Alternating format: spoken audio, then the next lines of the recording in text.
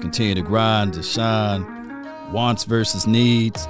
Cowboys 53, man, roster. Appreciate everybody for tuning in. Y'all already know.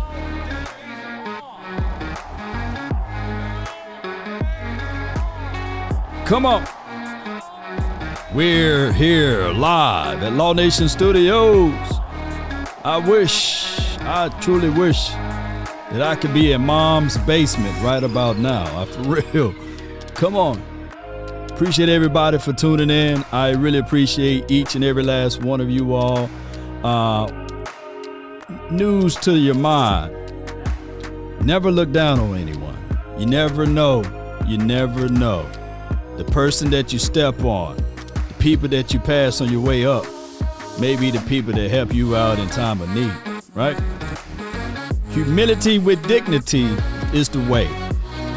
Never be brash, boastful. You never know when the FBI. Come on, humble nation, baby. Humble yourself. Come on. 5, 4, 3, 2, let's go. Ain't no party like a cowboy party. Yeah. I'm here for the people. If you with the people, let's get it on. Come on. Shout out to all the executive suites, the people that sit high, the people that's in the middle, and the people that's low. Come on. As the room fill up, be sure to smash that like button. Let me know where you're from. Shout out to you all that's here. Get those likes up, baby. Come on.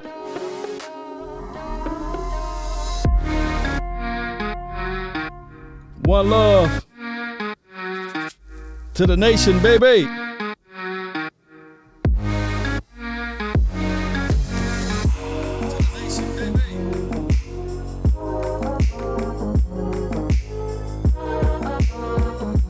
This always crack me up.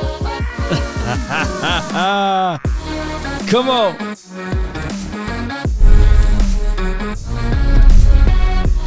Right. Tuning in from Charlotte. I see y'all.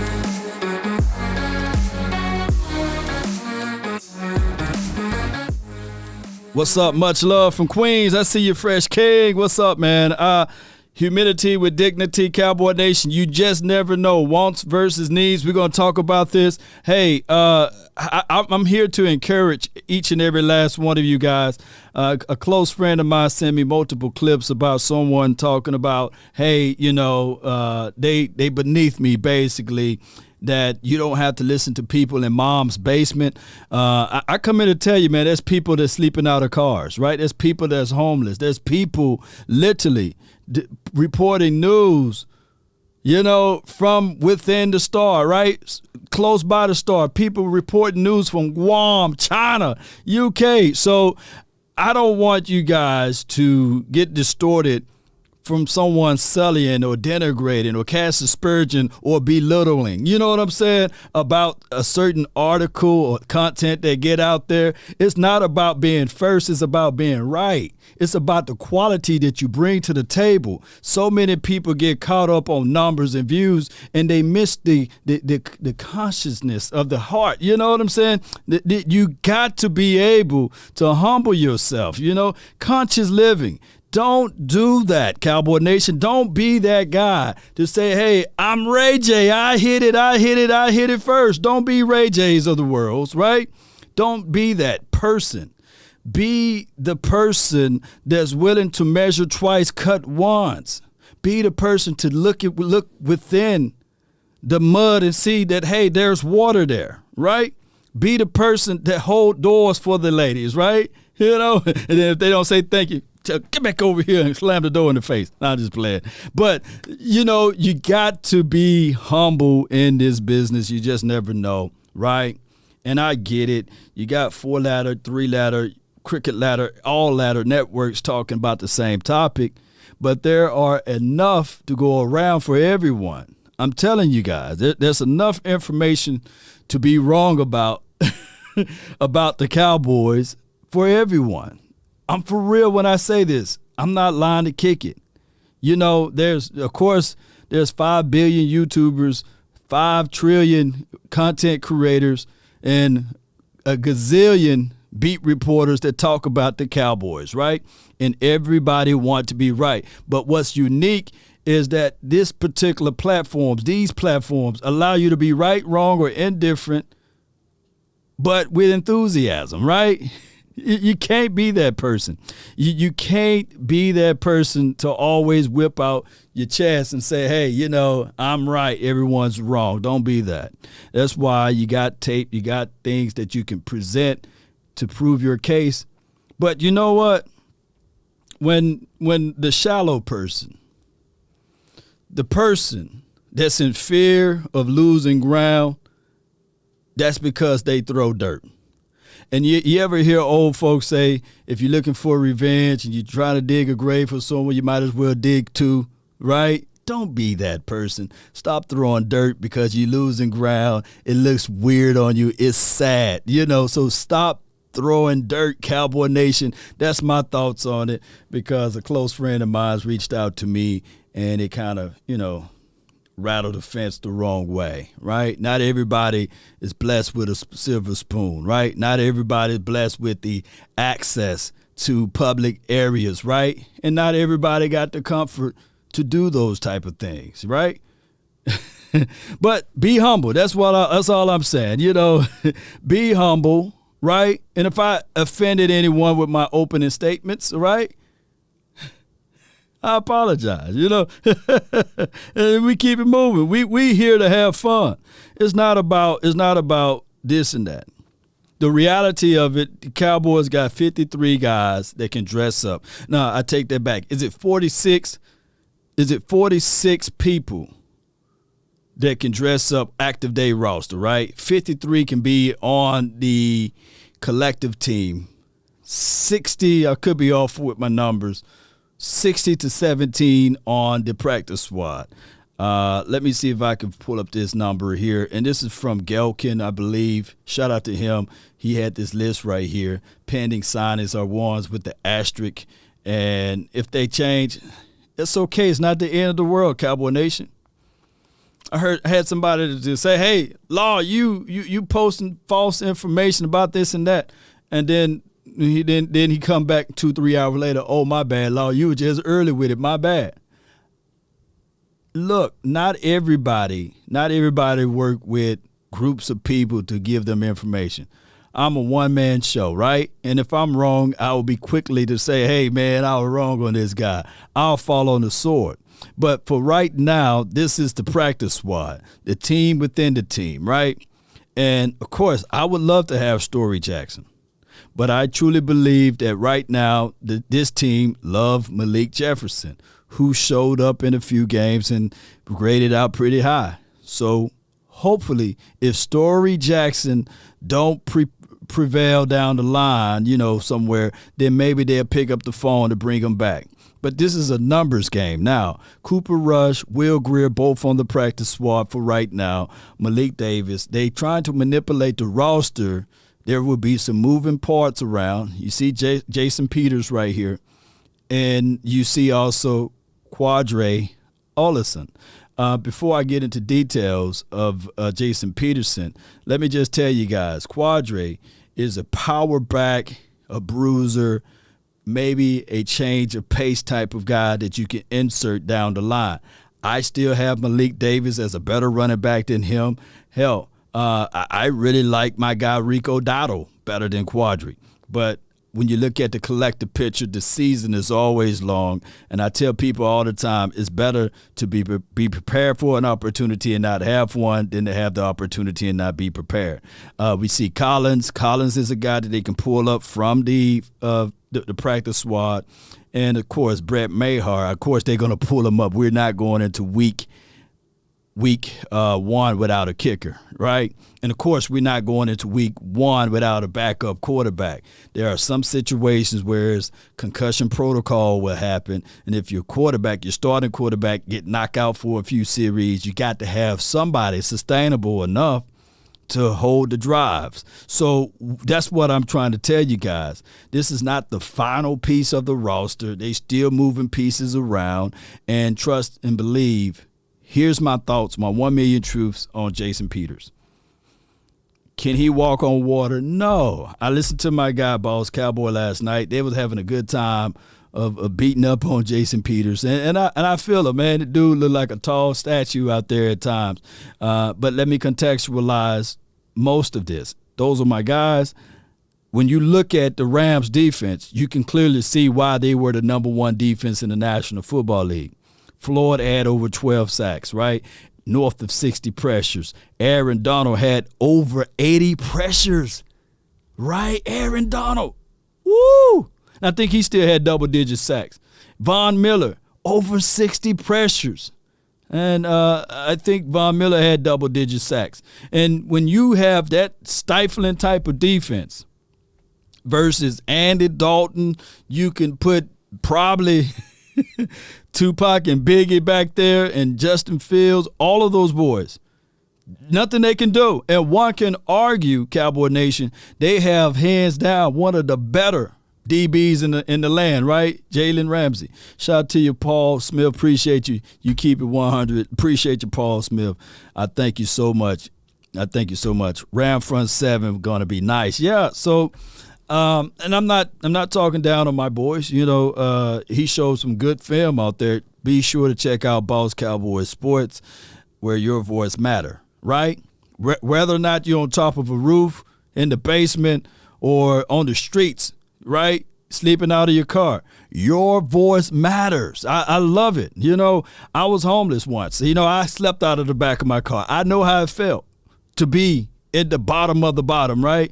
Making enough money to sustain yourself, but not making enough money to clothe yourself with an apartment building. And then things worked out. Why? Because determination. That's why I give you guys those poems and quotes at the end, because it come from a real place of meaning.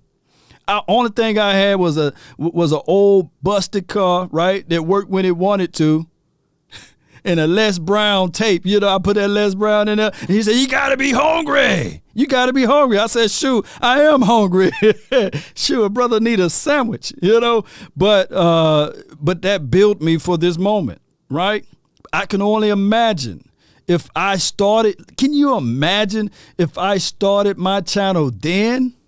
How much further I will be ahead? Come on, baby. Don't let people discourage you, right? Don't let people stop you from your dream, or don't let people get in the way and be that gatekeeper from what you want to do. You can start off stuttering, right? You can start off stumbling over your speeches. Or your speech, right? You see, I mess up all the time. I mess up about 1,000 times a day. But I come out here and I let it all hang. I do. So when we start talking about a 40-year-old, me and Justin, look, me and Jason Peters the same age, believe it or not. We the same age. He's on the tail end of his career, right? Looking for one more place to, one of the bigger things that he said is he looking for a place to either win one more ring, right? Or pour upon the knowledge that he learned from the game to someone else, right? Not to ridicule them, not to put them down. And I can't even stand Jason Peters for the majority of his career. I couldn't stand him. He played for that terrible Eagles green, midnight green, black green, whatever you want to call it. But those are facts, baby. He said it from his mouth. Let me see if I can find it. Boy, I'm fast with it today, baby. Look, he said it from his mouth. Free agent Jason Peters last month. I don't have a time frame. Whenever the opportunity come, I will give more run. I can't even read today. It will be one more run at it. Y'all bear with me. It's too tiny. Let me see if I can zoom it in and maybe I can see it better. Here we go. I got the Ray Charles visions over here. Yeah, now I can see it. I'm going to give it one more run at it. Try to get me another ring or pass on some knowledge to some of the young kids. Up and coming. That's what he said, right? So if I'm a young kid, I'm sitting there like, yeah, man, this dude right here, I can pull from this guy, right? He's long in the tooth. That's a long tooth at 40. I'm 40, so I can't say it's that long, right? But it's a long tooth, right? And let me see if I can pull up his resume right quick. He was a tight end, and he was drafted in 2004, by the way. You see how I messed up and stumbled? That's why I love going live, baby. All right, so I got his resume up. Y'all bear with me. Bear with me. Yes, indeed. Bam, bam, bam, bam. Yeah, a lot of people say, hey, Law, man, anybody can do this. And then they go live. They do about 2 or 3 days. They say, you know what, man? Shoot, Law a real one, man. Then they give me the respect because they be like, man, this dude be having this going here, that going there. All right, so here it is right here. Jason Peters, 853 snaps, right? 3 penalties. Those are things that I love. 6 sacks. I ain't too happy of that one, but he put him in the middle of the pack. If you go with these gradings or what have you, then you can rock with those gradings. 28 pressures allowed. Hits on the quarterback, only 5. I just like the 3 penalties. And I'm not saying that the Cowboys will sign this dude today. They may not like what they see out of his physical. All right, so in 2020, this was by far his worst season. He had 0 penalties. He got injured, nicked around, and he had 8 sacks allowed on him. And then, of course, you see the same pressure amount or what have you. So these are the stats. I'm giving you guys some surface level stuff right now, okay? And then 2019, of course, he only allowed 3 sacks. And then you look at the 10 penalties. That was pretty high. This middle of the pack, 14th of all tackles, right? So that's in the middle of the pack. And then 2018, he only allowed 2 sacks, right? And we're going to go to 2017, only allowed 1.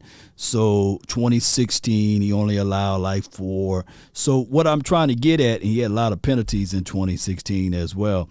But what I'm trying to get at, Cowboy Nation, is we're going back to 2021. He had his worst season in 2020. Show of hands. Who else had their worst season in 2020 in the chat? I want to know, man, who else had their worst season in 2020 in life, right? I lost a mother-in-law that year, and it's crazy. 2020, I told people, man, 2020 is considered a cuss word. It's like 2020 you is literally worse than F you. It sucked in 2020, right? So what I can tell you guys, look, give the man a little break. Now he went to another system. Let's pay attention to that right now. Let's pay attention to what he did in another system. Shout out to Brandon Thorne. He got a chance to highlight most of his good plays or what have you. And what I'm trying to do is get some of this good stuff out of him and pour it upon maybe a Terrence Steele, a Matt Welesco, right? Maybe we can pour upon some of this stuff to even Tyler Smith, right? Josh Ball, maybe they can gain some knowledge. Collins, these are the things that I'm looking at it. I know another way you can look at it and say, well, if he's your starting left tackle, then the Cowboys should have no excuses. Nah, the man is 40, man. And these may be some good plays, but he looked bad in some series too. But can you put together a highlight reel of Josh Ball like this? No. Can you put together a highlight reel of even if you look at Terrence Steele last season, he allowed more pressures than this guy, right? And we know that Terrence Steele is a young and developing tackle, right? So and he, of course, had more penalties than this guy. So what I'm trying to do is I'm trying to bring about this guy to help us out. My barber said that he went to school with this dude, right? His family. I didn't know he was from Texas. I learned something new every time. Drizzle says, yeah, Law keeps selling these guys. Yes, baby. I appreciate you, Drizzle, baby. Appreciate you that's in the chat. But I don't think that I'm selling. I'm giving you guys some objectivity, right? This is objective analysis. But baby, you saw how he laid old boy out right there. I love it. You merely adopted the dark. I was born in it. Yes, indeed. Yeah, 2020, bittersweet. I had a daughter that was born that year, too. So, I mean, I can look at it, too, that way, Scorpio. It's bittersweet. Gain of life, loss of life. You know how it goes. How it goes in that type of situation. But I just wanted to show you guys that these type of things occur for a reason. And if you can get a person in here that can either be a player's coach, right? A coach that's out there that's the proper way to say it, right? A player that's out there that can be a coach, or a guy that can show you the ropes. And I truly believe that is what happened, even with the likes of Tyron Smith, right? He showed Collins a lot of good stuff. Avante Collins, a lot of good stuff. And we will find out. James Buchanan, great shout out to you. Daughter born on December 2019. Okay, shout out to you, man. Yes, indeed. Appreciate you, Sadiq. We appreciate you. Law, these folks need to hit that like button, 300 in here, and only 89 likes, man. Come on now. How y'all gonna do that? Yeah, y'all got to hit that like button. Eric Fisher or Peters. I will go with Peters every time. This is from VJ. As we look at the film analysis, you can really see, and shout out to Brandon Thorne once again for the film assessment here. You can clearly see that maybe he got something left in the tank, right? And my thing is, let's not throw the baby out with the bathwater. Let's really take our time, go over all things. And if he's a good fit, you bring him on the practice squad. You give him about probably into week 2 to get ready and everything. And then you will probably drop somebody from the starting 53-man roster and you elevate him off the practice squad. It's going to take literally 2 to 3 weeks before this guy get into maybe any angle of football shape, because I don't think that he was in anybody's training camp and he was probably eating oodles and noodles, right? But, hey, he doing a good job against those 49ers. Oh, I'm sorry, those 49ers, He doing a good job against them. Now, of course, their quarterback was young. Of course, he was a rookie. And 9 times out of 10, he didn't go through his reads, his progression fast enough, right? And if you're a Justin Fields fan, let me know. I kind of like Justin, right? Coming out of college or what have you, we had to know that he had to go through some growing pains, right? And then we saw Andy Dalton try to do his thing out there. So give it time, Cowboy Nation. It will all work its way out, right? Right? So with that being said, Cowboy Nation, we got to look at the good, the bad, and the ugly, not just looking at continuing saying, hey, man, Law, it's been 26 years, man, watch another 26 years go by. No, as fans, we look at the good, the bad, and the ugly. Choctaw, Montana said he is a Justin Fields fan. Appreciate you, man, my guy. Speaking of that, the phone lines are open. The hotline for your mind is 657-390-7391. Spit your mind. Let me know what's on your heart, and we'll go over these type of things. Yeah, like the video, Mamba Mentality, it is free. And also, Cowboy Nation, please, please, please hit that notification bell. I go live at various times throughout the day, and sometimes, when I go live, it'll be 2, 3 o'clock, sometimes it'll be 5 o'clock in the evening, just depending. And I want you guys to be able to hit that. Be sure to pluck the notification bell for more content. Y'all know how it goes, man. All right, we got my guy, JT. Let me bring him on. From the 260, you live. What's good with it, Law? Nothing to it, Chief. Talk to me, man. Hey, man, so listen, I've been hearing a lot of stuff about the Cowboys and all that, and look, our week 1 battle is going to be something, man. Like, I think And look, I'll tell you the key to the game. We got to be able to just get Micah Parsons loose on Tom Brady, bro. That's going to be the big key. He has to wreak havoc on Tom. Yeah, I think that Tom Brady taking those 11 days off, it can be a good thing or it could be a bad thing for him, right? Quarterback got to get in rhythm. Quarterback got to be on the same page with said wide receivers. So if you can knock them off of that, and if our guys can continue to play man-to-man defense and we create pressure up front, it could be trouble for the statue Tom Brady. Right. So, yeah, that's one key. I think one of the other keys, and I'm not sure if this will happen, but we've got to really utilize Tony Pollard similar to how the Saints used Reggie Bush in his younger days, if you remember. Yeah, I was looking at how the Saints use Alvin Kamara, right? But you're looking way back to like the Bush administration. I mean, I can agree with that. They still had two running backs, even with Reggie, right? It was Deuce McAllister, and Bush, Reggie. Yeah, so, yeah, I can see that.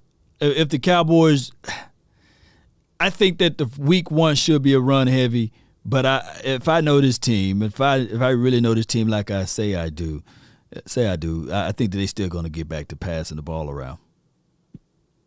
Yeah, I mean, I hope not necessarily, but the reason I didn't bring up Alvin Kamara is because I think Tony Powell is actually more dynamic than Kamara. That's why I brought up Reggie Bush, because I feel like as far as like being just a straight athlete, he's somewhere in between like Kamara and Bush. Like he's not as dynamic as Reggie Bush, but almost no college running back that I've ever seen has been as dynamic as Bush. But he's more dynamic, I think, than Alvin Kamara though.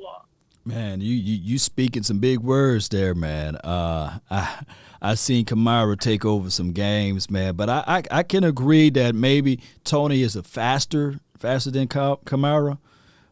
And Reggie Bush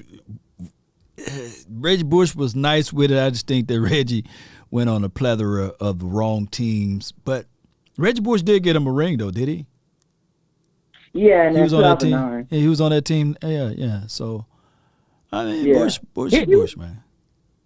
Yeah, he was a good player. He just didn't end up being as great as what we thought he would be, though. I could tell you what happened, though.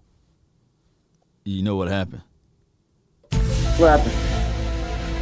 The Kardashian curse, man. You know, when he started messing with her, it's the same thing happened to Miles Austin, right? He started messing with Kardashian, and then I think that throws things off. But JT, man, I appreciate you for calling in. What's another point you have today? Yeah, the last point I have, and I think this is an interesting point, is that, and this to me, I've kind of found it bizarre because, like, people not forget, but like Trayvon Diggs had 11 interceptions last season long. All pro. And like that's just something people honestly, the way that they criticize Diggs, they act like that's something that happens every year. Like it's not. Like Diggs had one of the 6 best seasons in NFL history as far as like getting the ball. Like that you only see guys like Everson Walls and Ed Reed and Ty Law, guys that are like Hall of Famers usually are the only guys that get that many interceptions. So to be able to say you had more interceptions in a season than Ed Reed and Ty Larver did, it's something, man. Like that's not something that should be underrated. Like, I think we should start, not us, but like I think the media should start giving Diggs the respect he deserves for the outstanding season he had, Law. You know what? To be 1,000 with that is that I believe last year was his 4th year ever playing cornerback. I think he only played like a year and a half at Alabama, at cornerback, and then, of course, the 2020 season and then last season. So this is going into his like fourth and a half year of playing cornerback, literally, if you rounded up his 5th year playing cornerback. So hopefully, man, he work on a few things. But if you put it like this, if Malik Hooker play the way that I think that he's going to play, you may see even more of a better Trayvon Diggs. Or even if Izzy plays in the Hooker role, you know what I'm saying, as the free safety, like what we've seen out of preseason, it will make it more of a situation that Diggs can have a better season than he had last year because you have a rangier safety over the top. And anybody who played defensive back, if you have front that's giving you pressure and you have a over-the-top safety that can cover, you can get as aggressive as possible, and you may have even more of a dynamic season. Yeah, that's what Seattle and Baltimore did for years, basically. Like they've had these press corners that have been able to be more aggressive just because you got these like all-time great like front sevens and like back ends and stuff. So yeah, I feel on that, Law. Yes, indeed, man. I appreciate you for calling in, fam. Hey, Law Nation, stand up, man. That's my guy right there, man. JT, man. He's always delivering good stuff over here and always making my mind go, right? It was good conversation. I think that the Baltimore Ravens had was it Chris McAllister? Y'all help me out. And what was the other DB on the other side of Chris McAllister? Those boys, man, back in those days. Woo! And I think that was before because the 2000 Ravens was good, right? The year that they won the Super Bowl. But people got to understand, Ed Reed wasn't even on that team. Ed Reed came a little later on down the line. So Porter. What's Porter's first name? I am awake. Are you? What was Porter's first name? But those guys were dynamic as DBs. They were locked down. They played lights out, and they had their front coming at them. Joey Porter, okay. Yeah, man, I appreciate y'all. Chris McAllister and Samari Rolle. Yeah, man, y'all going all the way back, baby.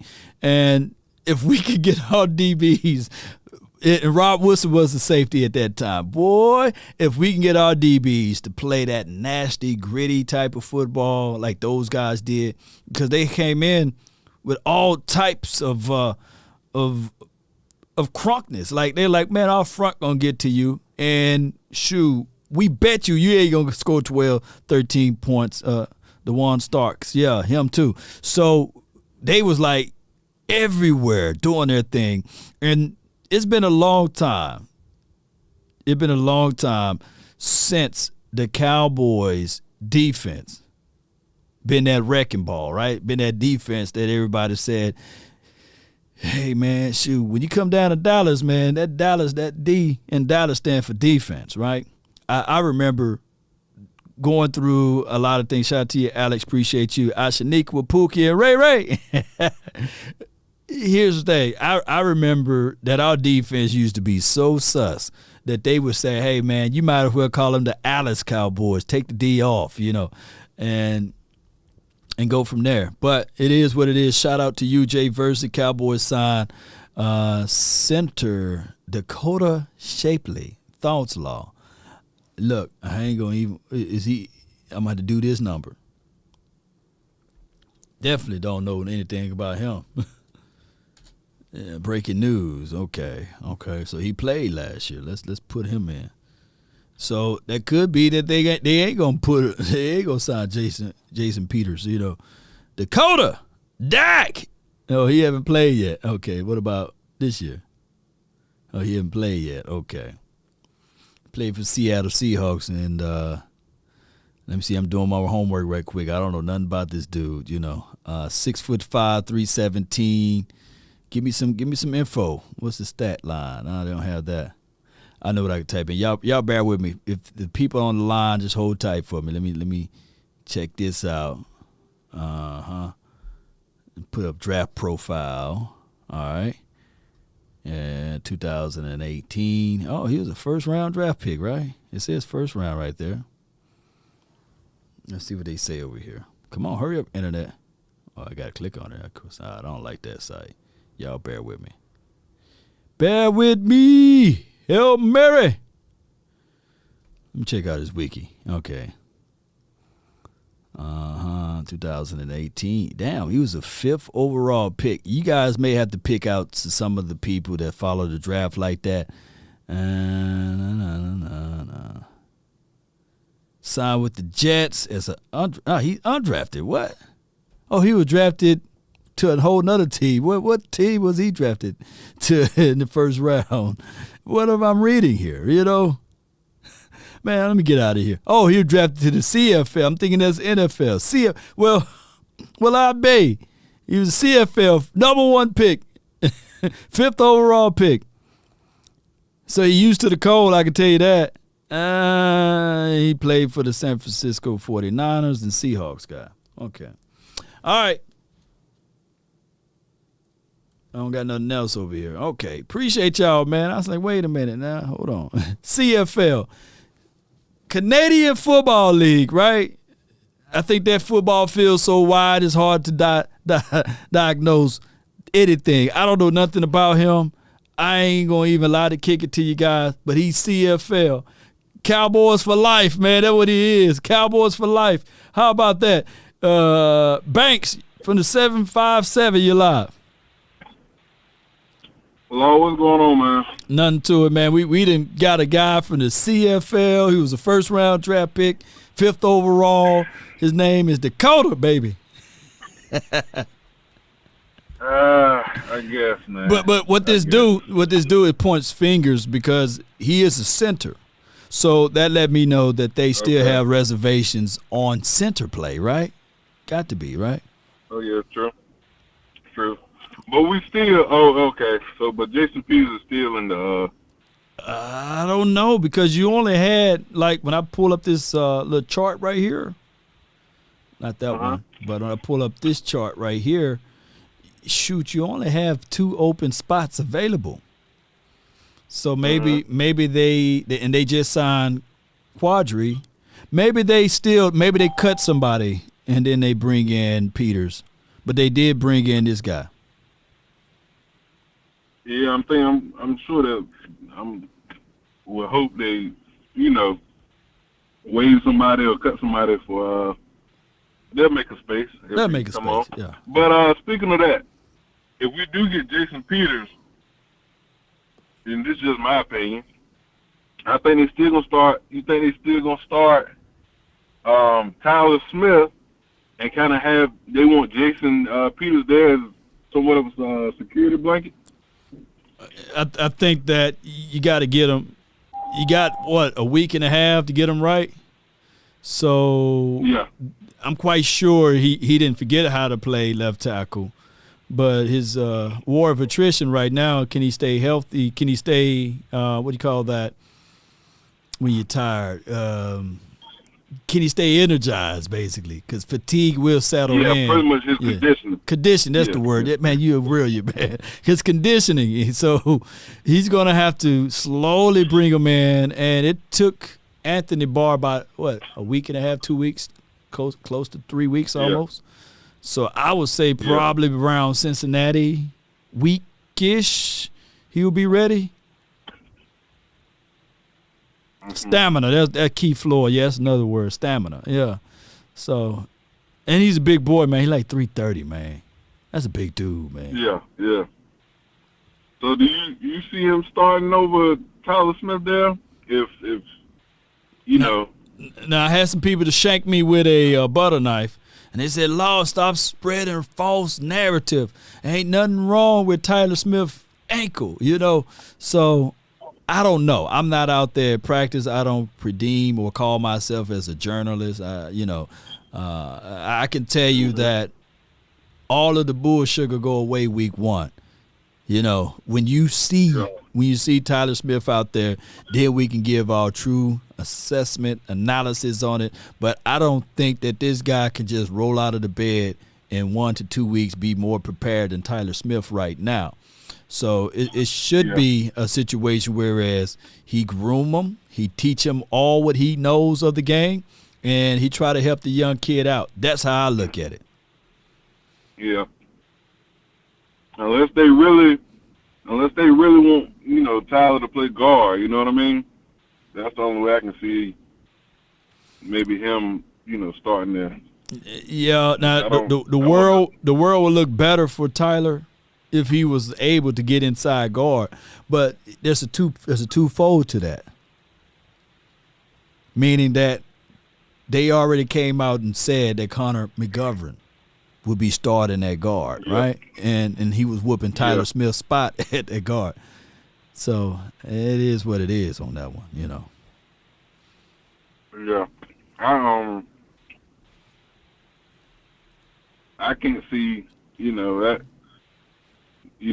I feel like, let me ask you this real quick before I go.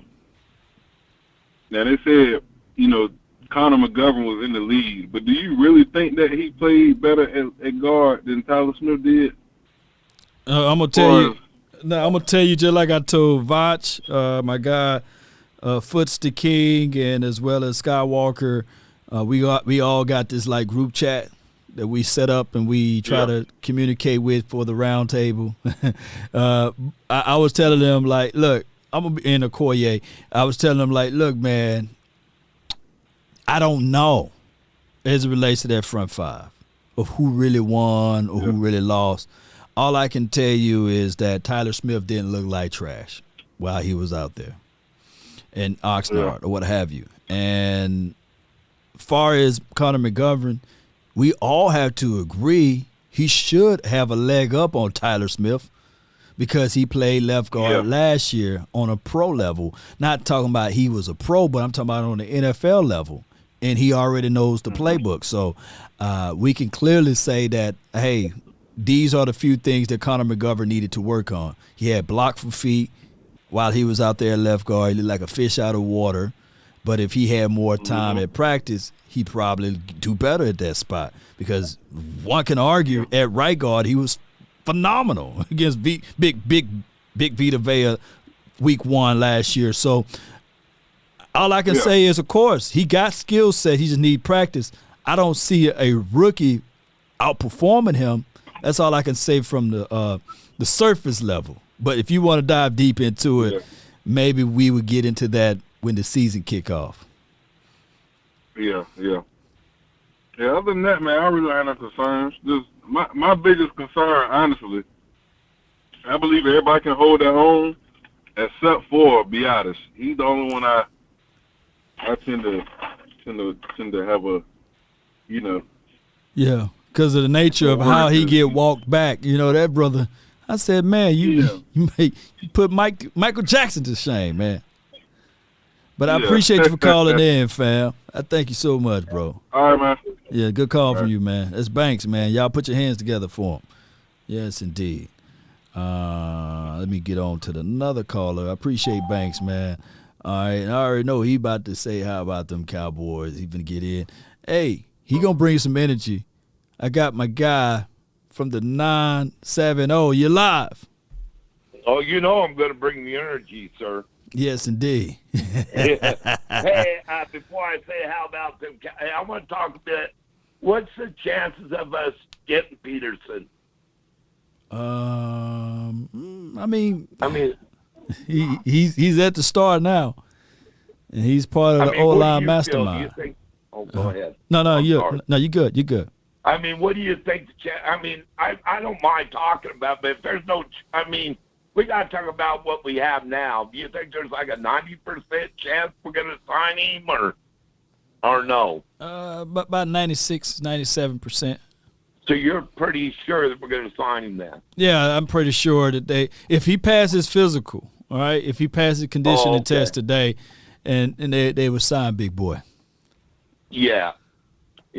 Okay, well that's good then. If we do get him, we'll just have to wait and see how it all plays out. Everybody's got to play. We can talk about it until, whatever, but it's just whoever's the healthiest at the end of the year who's going to take it, and who's playing the best. Yeah. But, hey, I just wanted to say I think our record will be 14-3 if our line's really good and everybody stays healthy. If not, I think we'll be 10-7 if things fall apart. Oh wow. Yeah. Well, 10-7 get you into the playoffs still. So I'll roll with that. And I'm sorry. Do you think we might see the 49ers again if we win the division? Do you think it could be a rematch or Arizona? One of them two, huh? I think Arizona been improving every year. The 49ers, it's a wait and see with them. They have quarterback issues. They don't know if they're going to bring back Jimmy to be the starting quarterback or the other kid, whether or not he's going to be the starting quarterback. So trade A's. Exactly. So it's a good situation for them over there, right? I'm sorry. No, and how well do you see the Tampa Bay Buccaneers doing this year? I mean, not Tampa Bay, but the Green Bay. You think they'll win that division? Minnesota looking good right about now. Yeah, that's what I was going to say. They lost. They split games last season. I'm quite sure that back-to-back MVP Aaron Rodgers, this would be his most difficult task because he don't have Sammy Watkins. That's his wide receiver. That's his wide receiver one, and Allen Lazard. So unless he's going to be the MVP 3 years in a row, I don't see them winning that division. I don't know if he will or not. And what do you think on Brady being picked as number one player? What's your thoughts on that? Oh, at 45 years of age, man, and what he did. I think they got it right. They got it right, man. Brady. I can't stand Brady, but Brady is Brady, man. Shoot, he that dude. If Jerry Jones was really, like he said, really wanted to, I know what it pissed a lot of people off, but when Brady wanted out of New England, if we'd have went and got him, you really think we would have won a Super Bowl with him? What year was that when he went over? Oh, I don't know, 3 years ago. 3 or 4 years ago. 3 years ago. I don't know. I mean, if you say we would have, then that means our quarterback is so. Well, that would have been 2020, right? We had a historic. Yeah. I don't think that Brady, we had a historically bad defense. As much as I give him Tom Brady all of the praises, I don't think that he would have been able to win the Super Bowl with the Cowboys in 2020 unless we'd have had the Tampa Bay Buccaneers defense. Yeah. And you think we should win against Tampa first because they're going to be beat up on offense, right? Their offensive line kind of beat up. Yeah, we should win week one. And I'm banging on the table. We should win week 1 and week 2. Start this thing off 2-0. I said. Yeah. And when I first said that, I said, what happens if we win week 1 and week 2? And what was your answer? We're going to the Super Bowl. We going to the Super Bowl. But one thing that you and I disagree on was the Rams, right? And the Packers. I still disagree. I really want to see Dallas, because that would be a statement win for them. I really want to see them put it to the Rams. Well, and, we'll find out, man. I just hope they can beat them. We'll find out. I appreciate you so much for calling in, Chief. I thank you, too, and I'm sorry if I interrupted you or anything. No, we were just joking with you the other day, man. Well, I know you were. I have a hard time hearing out of this one here and stuff. No doubt. I appreciate you. Man, let me hear you say it, though. And I'll be donating to you real soon here. No doubt. Yeah, I really like what you do. Thank you, sir. Thank you. Oh, man, you ain't gonna say it, man. You ain't gonna say, how about them Cowboys, man? No. Oh my God, man! I hope we didn't hurt his. I hope we didn't hurt his feelings, man. We kind of ragged on him last time he called in, but he's a real good guy, man, and I really appreciate him so much for all that he do, and now that he said that he's hard of hearing, it really contextualized everything. So I appreciate him so much. He gave me a little flack about, I got us going 13-4, and the two teams the two of the losses, I got us losing to the Rams and losing to the Packers. And my whole thought track of this is that I would rather lose for them in the regular season, right? So if we see those two teams in the postseason, we would be looking for revenge versus the inverse. Kind of like my brother, I think he's in the chat. I see Twin Maker. Kind of like the 49ers, they dog whooped the Rams, right? In the regular season. I'm quite sure that some of that venom, some of that mindset, when they met each other in the playoffs, they was like the Rams saying, I'm going to put in a little bit more film study. so that we can top off the 49ers, right?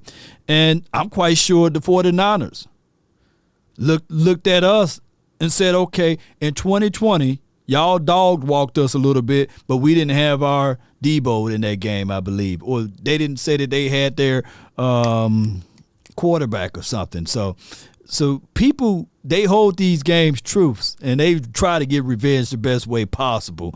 And when you're looking for any motivation, you will pull from, hey, I remember in 94, right? And I believe that's why majority of the teams that when they see us and they play us and they try to give us their best, it's because of the 90s Cowboys, because of the 70 Cowboys, right? Not that much of the 80s Cowboys, but that's why they give us our best, right? They on primetime TV. That's why there's not an Eagle fan that's out there, right, that would say, hey, man, I sympathize with the Cowboys. No, there's not an Eagles fan out there that would say that. Let's see. Dak to Cavante Turpin. Oh, they had practice today. Look at there. So that's just what it is. And why they like that? That's why the Giants try to give us their best. The Washington try to give us their best.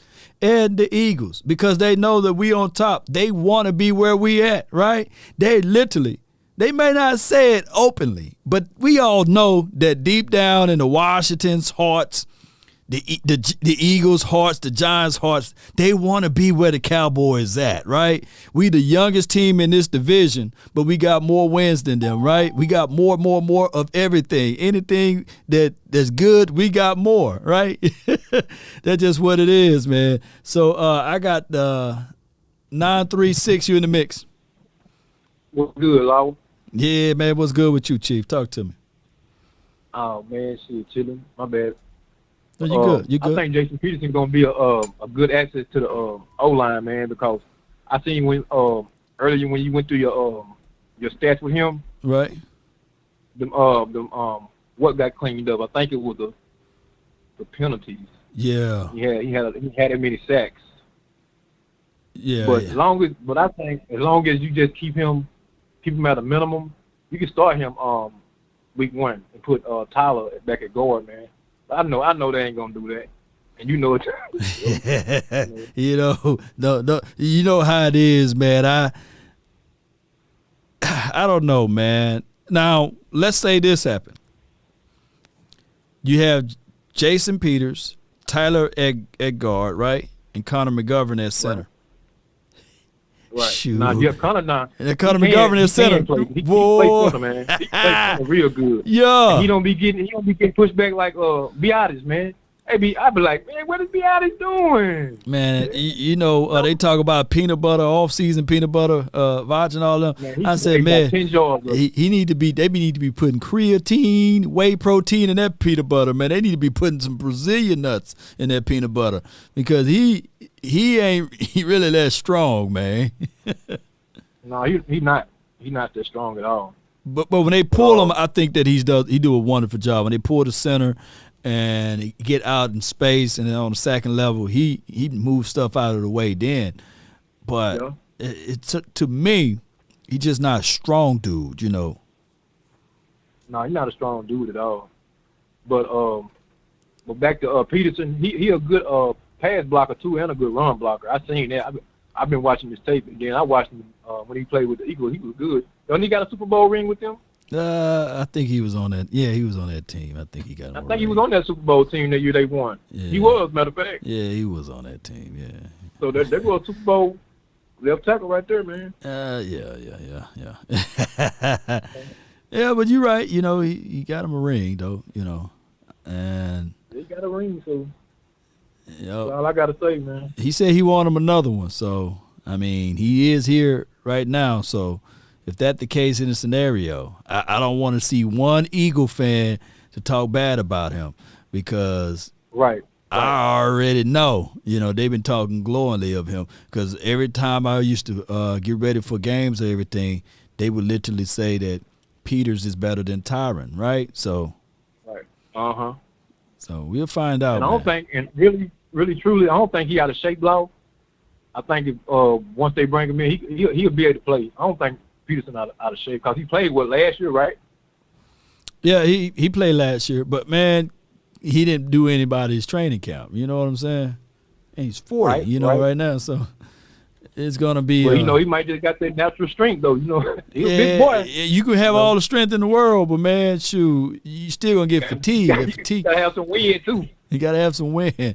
I think the famous quote from Jimmy Johnson, who he probably took from someone else, he said, "Fatigue makes cowards of us all." Right? So Right. you got to be ready for it, man. Yeah. But at the age of 40, Law, that's my last thing, he moved very well, man. At the age of 40, Law. Yup. After cutting the grass the other day, I roll out of the bed and I'm 40. I said, "Oh, it's synovial fluid, man. Shoot them knees, man. It get kind of knocked up on you, bro." But I think he played 13 games last year. Yeah, he did. Both 17. So yeah, just gotta see, like you said, we just gotta see, man. We just gotta see. No doubt. That's all man. I gotta say, man. Appreciate you, man. Thanks for calling in, fam. Good call. Go Cowboys. Go What's Cowboys. your name? What's your name, fam? This Henry, man. Unseen, unheard. Unseen, unheard. Okay, all right, good. I'm gonna put it in there. Appreciate you, fam. Good call from him. All right. Unseen, unheard, man.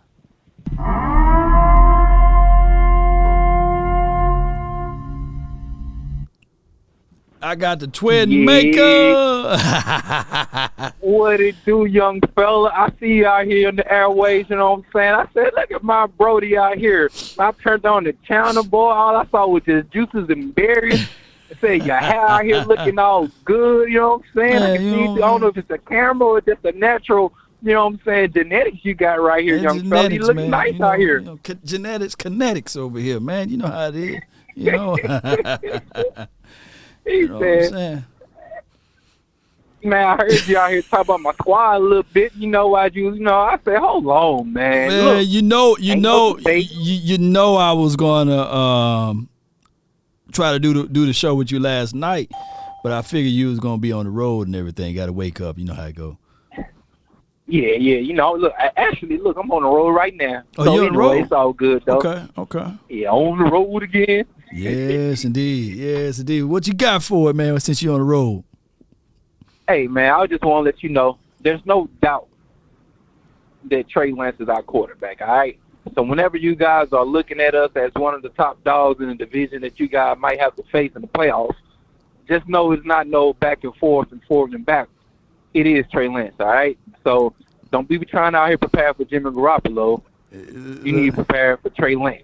All right. Wait a minute, with all that bass, now you sounding like Coach Marv and Barry White over there now. So hold on. So you gonna get extra bass in your voice when you talk about Trey Lance, and I seen how your fan base, y'all was whining in the last two preseason games, especially the last preseason game. Talk to me.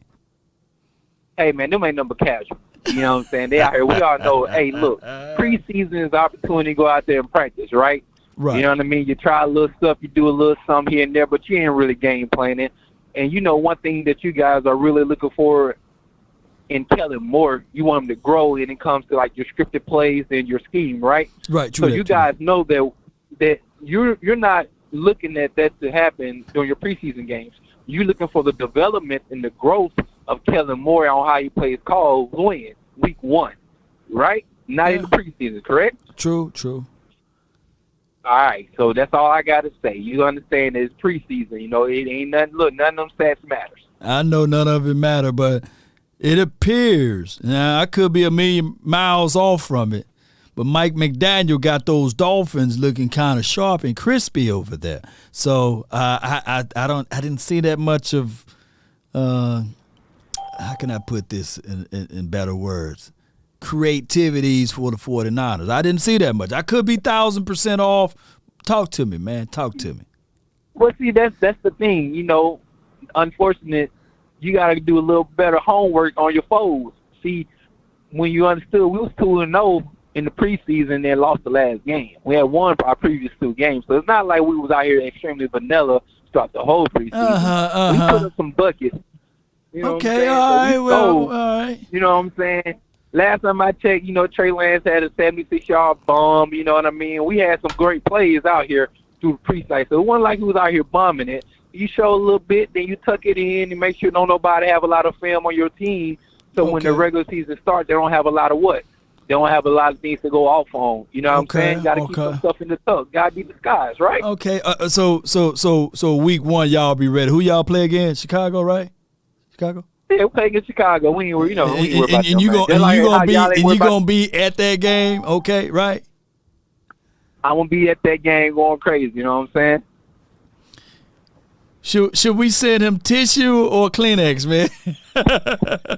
yo, we should send the twin maker, man, for that first game against Chicago. Yes, hey, indeed. Wait, who y'all first game is? Who y'all play first? We play Methuselah, man. We play Father Time, man. 45-year-old Tom Brady once again. Now, are y'all gonna finish the deal this time, or are y'all gonna give it away like y'all did last year? Man, shoot. Well, we just got to beat the officials, man.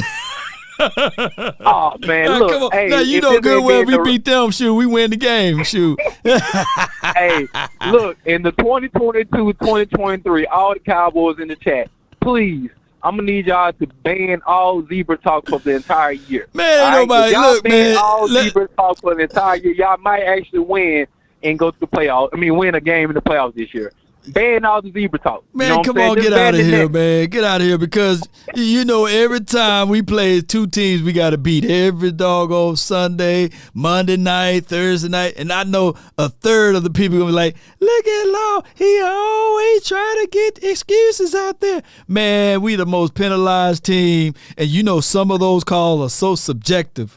They so subjective, especially holding call and pass interferences. Come on, man. Hey, but you in your fandom, in your fan base, y'all always talk about Mike Martz and him not being as disciplined as you guys desire for him to be, though. Y'all say this.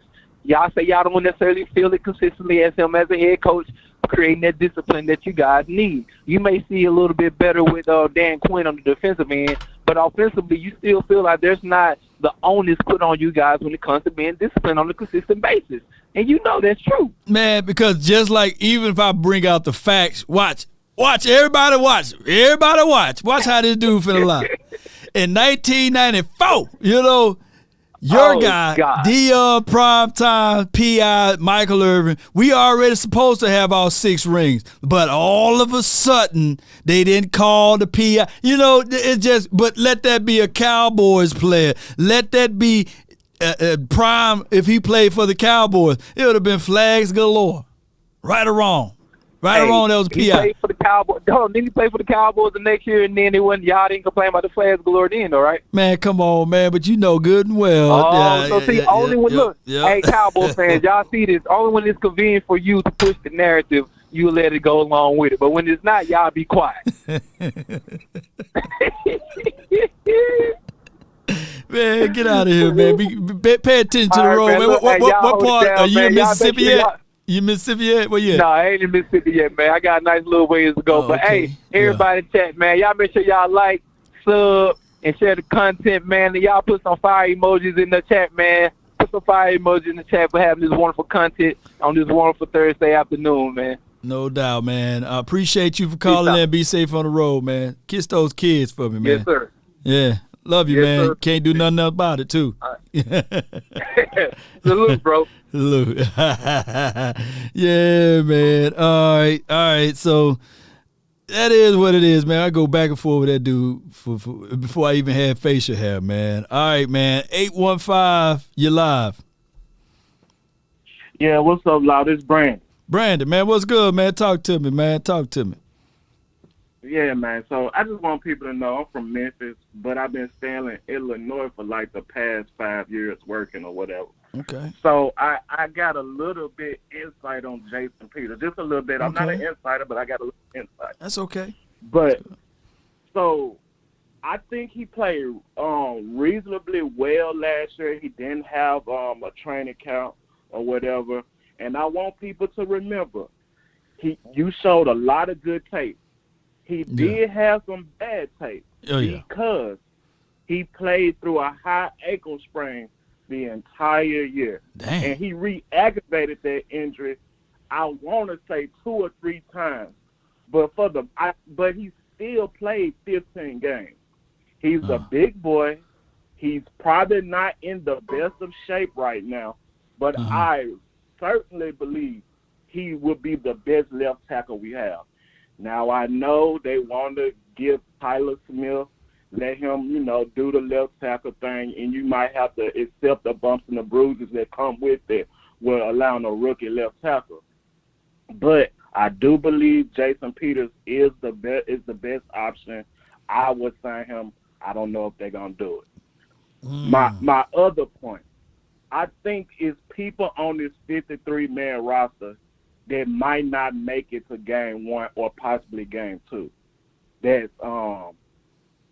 Luke Gifford and I think Semi Fioka.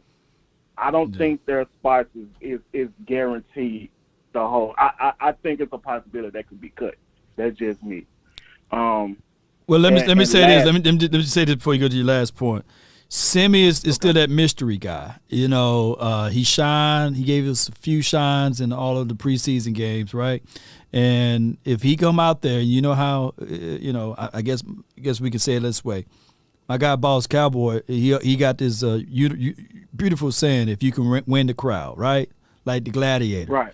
And if you see 81 catch a big pass, it's over with. He's going to win the crowd. And it don't take much to win the crowd over the Jones family because 81, well-liked guy, and if he can just catch one big pass against those Tampa Bay Buccaneers, his spot will be cemented. Now, Luke Gifford, I'm rolling with you, man. I'm trying to work with you on Luke Gifford because I can see them literally cutting Luke Gifford, putting him on the practice squad, and elevating Malik Jefferson. But go ahead. I agree with you because Jefferson 45, the linebacker, to me clearly outplayed Luke Gifford. Yeah. But that's just me. Right, that's just me too. My last point, and I know people hate to hear this. I call in and you get on me about this all the time. It's about that. I'm not gonna go through all that. I'm just gonna say this. The team, the organization has basically said if that gonna get us there when it comes to offense. True. That gonna get us there because there's no way. Like at best, our O-line is below average at best right now. Our receiving corps at best is above average. CD has to prove he's the number one. It all boils down to, I'm not saying this is a make it or break it season for Dak, but you better start thinking about their second contract. And the organization, of course, is going to be thinking about the second contract. All I'm saying is, hey, Dak, bro, the organization has basically said, can you do this? You should do this. Yeah. That's what I believe, Long. You won. You 1,000% right, bro, because that second contract, we see it already. We heard the breaking news this morning, $245 million, $165 million guaranteed, right? Yes, sir. And then that's for Russell Wilson. And if you look back at Russell Wilson's last 3 years, you look at Dak last 3 years, the numbers are just like this. And the last quarterback that Dak Prescott beat in the playoff was Russell Wilson. So I can already hear Dak Prescott camp, his people, his boys saying, hey, that's the floor of our contract. We want more because Russell been playing for 10 years, right? And that's the conversation I'm hearing. And I hate this for my guy. I hate this for my guy in Baltimore, right? Representing himself or his mom representing himself and playing naked, basically, without a contract.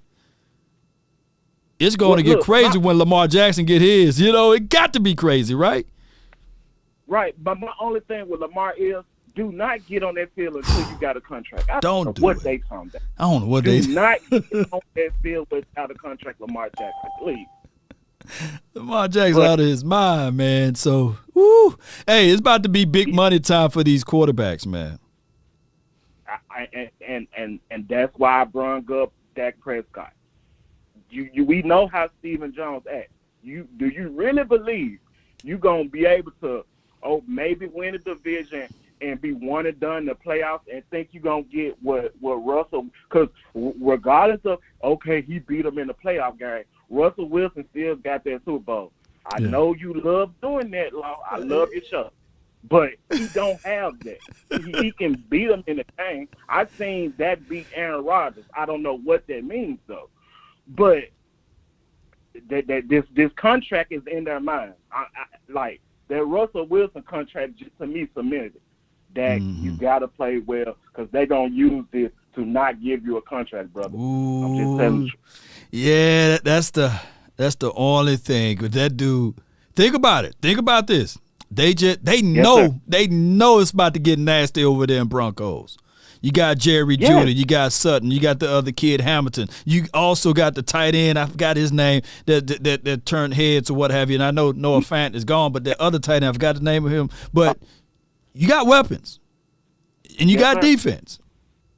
Yes, sir. So it'll be hard to compare what they got to what we got and expect Dak to do more with less. And watch this before I let you go, Brandon. Watch Dak Prescott do more. Watch Dak Prescott do more. When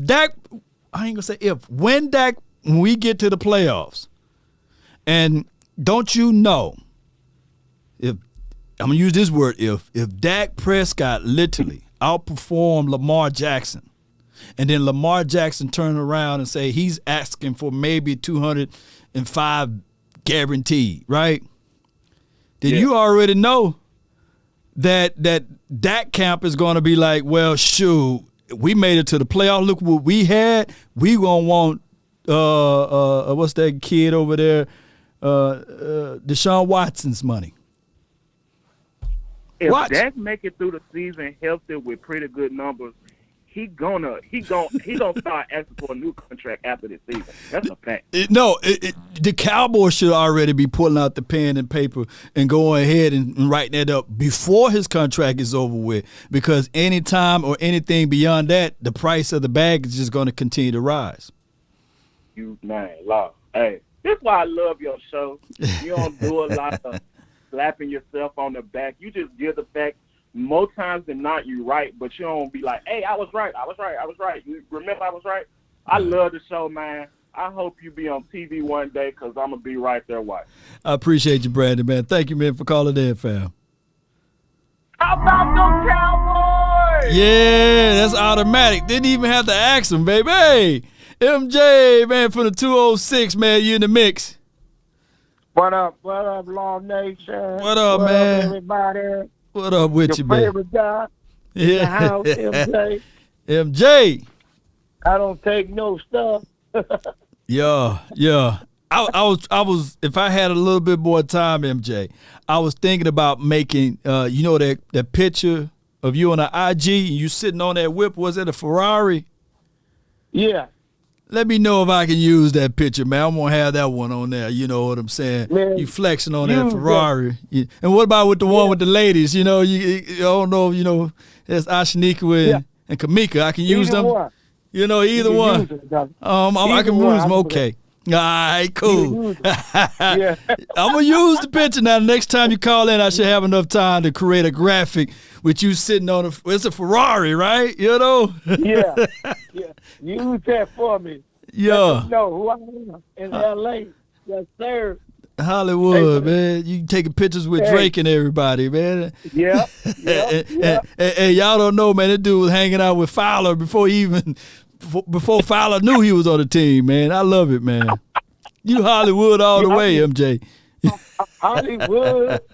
Hey, Zor, I used to go to the Baltimore Ravens game. My homeboy, Jeff Blackstreet, passed away because he caught cancer in the foot on that turf.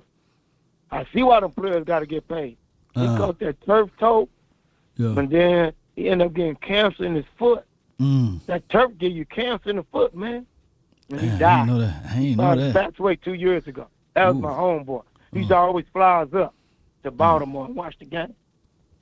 I believe Big you, number man. 69. Shout out to my boy Black Shit. Yeah, Yes, sir. when I saw you in the Ferrari, I said, yeah, man, you validated, bro. Yeah.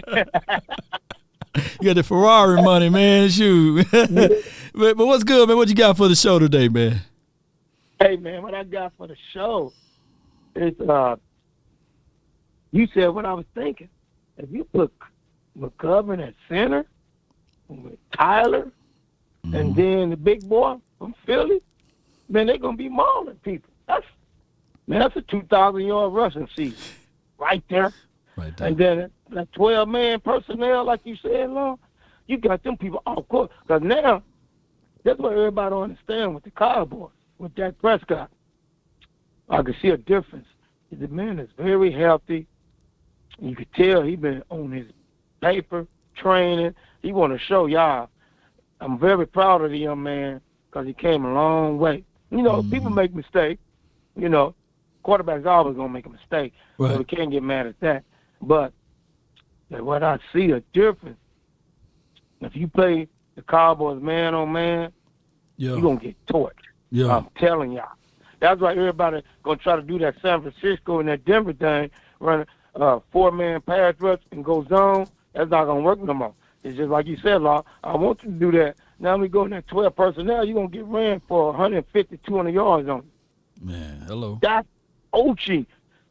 And the offensive line coach, shame on him for not playing 73 as, play him at guard in preseason, then play him at tackle. Play him at guard, then play him at tackle. And then you're supposed to play McGovern at center, guard, and then 76 left tackle, right tackle.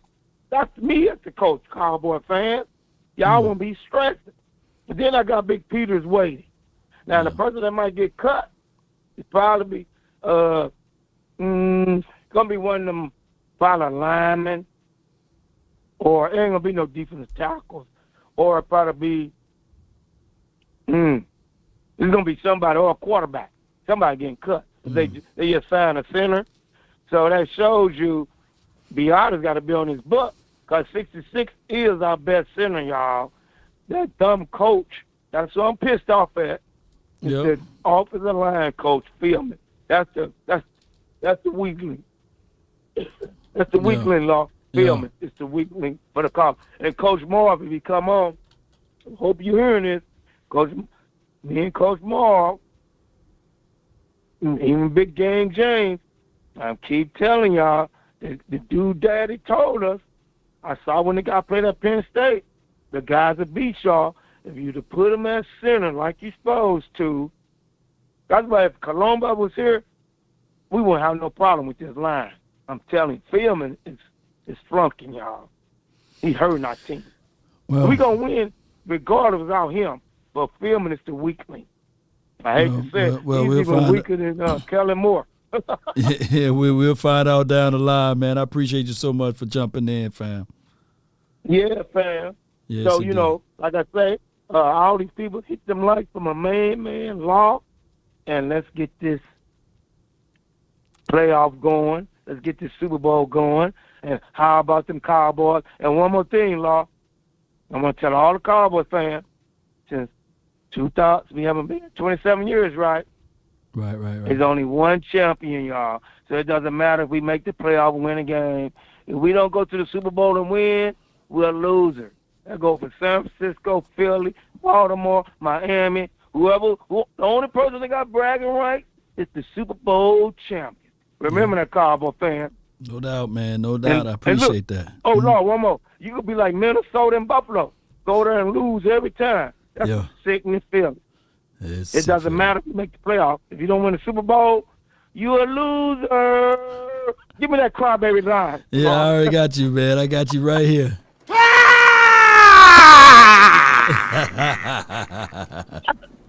Man, I appreciate you, man. That's my guy. Right there. Yes, indeed, man. That's MJ right there, and he's talking about it's only one winner every year, right? And other teams go through long droughts or what have you, and of course, 75 years for the Cardinals.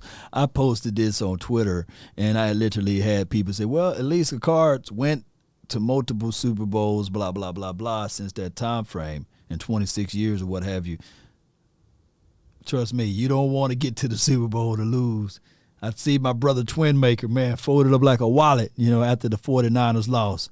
I was feeling bad for him, but I was happy at the same time. Like, yeah, man. Yeah, man, it's bad that those 49ers lost, Secretly, I had the Ravens jersey on and everything up under my hoodie. Come on, Ravens, And then they lost to the Chiefs. I was like, yeah, man. Secretly, man, I was rooting for those doggone Pat Mahomes.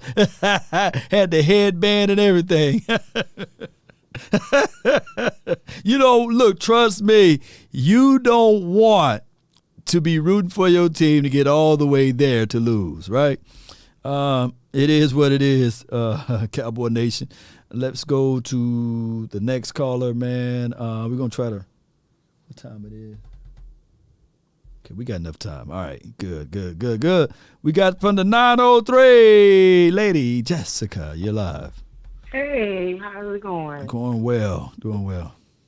What's the topic today? Oh, freestyle. We can talk about Jason Peters. We can talk about we got another practice squad guy that we signed today, and we good. Talk to me. Okay. Well, like I told you, I'm looking for a great season. I'm looking for those new guys to come in and click, because they already clicking with the big guys. Because the vets were sitting up there pumping them up and encouraging them. You see what I'm saying? Yeah. They got that brotherly thing going. And I just hope they just keep it. That's my thing. Is everybody just keep the brotherly love, one team, one sound, work together as one, and do what we got to do to beat Tom Brady. I want them to whoop them so bad. Right. So everybody that's down there have to hush their mouth and just disappear. Mm-hmm. But we know they ain't going to stop. Because they what? Haters. Haters going to be haters all the time. Yeah. I don't know who that whatever that dude name is. I just block him because I get tired of him. Every time you on the phone, he just study got to say something about that. Baby, Dak's finna go out there and ball. I don't know what these people sitting up here down these things for or talking down on them, but I'm looking for them to go out there and execute like they did in preseason. And I just believe they're going to do it, Law. Them boys didn't play that hard for nothing. They was practicing together. And when Dak saw them boys out there flying all around doing what they were doing, you see how excited he was? He was encouraging them. And that is the main thing to do. You have to encourage your brother to do what he got to do and work together as a team to execute. Just go out there and execute. And did you see how the guy that year, he switched up on Moore? Moore told him to do one play, and he did what he did. He was using his leg, and that's what we need Dak to do. Get back to his run game, throw that ball, and be the gunslinger that he is. And I believe he's going to go out there and do that. And I believe that the offense and defense going to click together, and we going out there and we winning. They on the mission, and they're going to handle business. So no need for nobody to be sitting up here down and go talking down on this team, because we ain't seen them full in effect. They getting ready to come back and do what they going to do. So all I need for my people to do is stay positive. TVO, my people. Yes, How about indeed. them Cowboys, and let's go Cowboys. One team, one sound, working together as one. That's my motto. No doubt, Lady Jessica. I be appreciate you. Yes, indeed. I love it. I love every ounce of it. Appreciate her for calling in. Put your hands together. I'm at work. So I That's can't what. talk. That's what. Like That's this what. one out. Somebody already Storm peep game. I appreciate you. One love, Jay. All right. Yes, indeed. We already peep game. We know you're at work. Had to crawl into the closet over there to get your words together. But put your hands together, man. PVO. I need to make a slide for her too, man. Like a little PVO slide. I think I got some gifts or what have you that kind of like embraces that. Got the man dancing here. We got positive vibes, and then we got good vibes only. But I really need what we got here. I really need a true deal about that. Okay, we got Buccaneers coach Todd. Okay, we got some news from the coaching there. Let's see if we can pull this up. Appreciate y'all so much. It says Buccaneers coach Todd Bowles on Cowboys linebacker Parsons.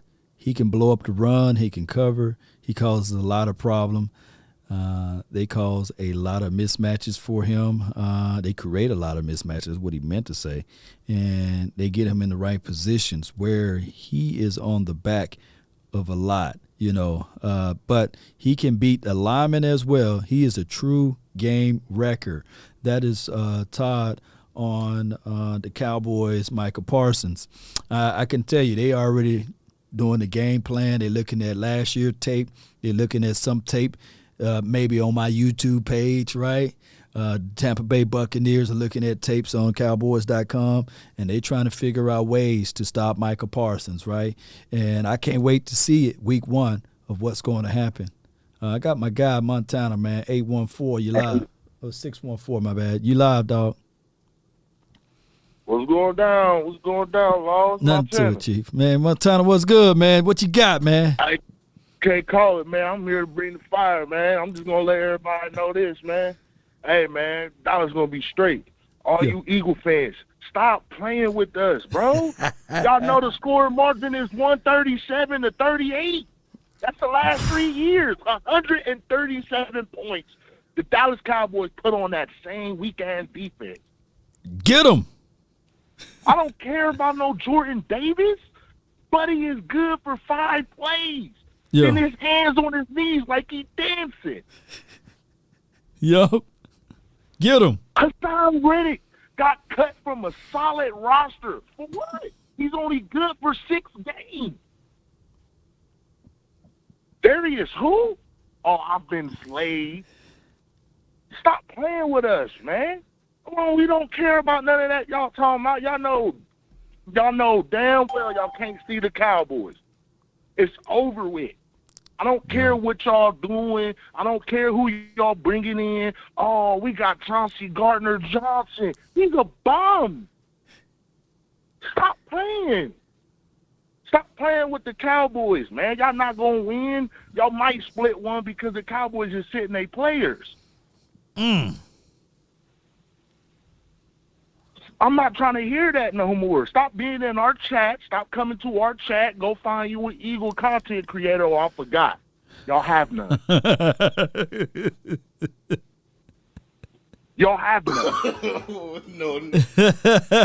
That boy, you own it, baby. Like, come on, man. They need to stop this, man. And then all the Bucs fans, stop thinking Tom Brady is 21 years old. My man is 46 years old.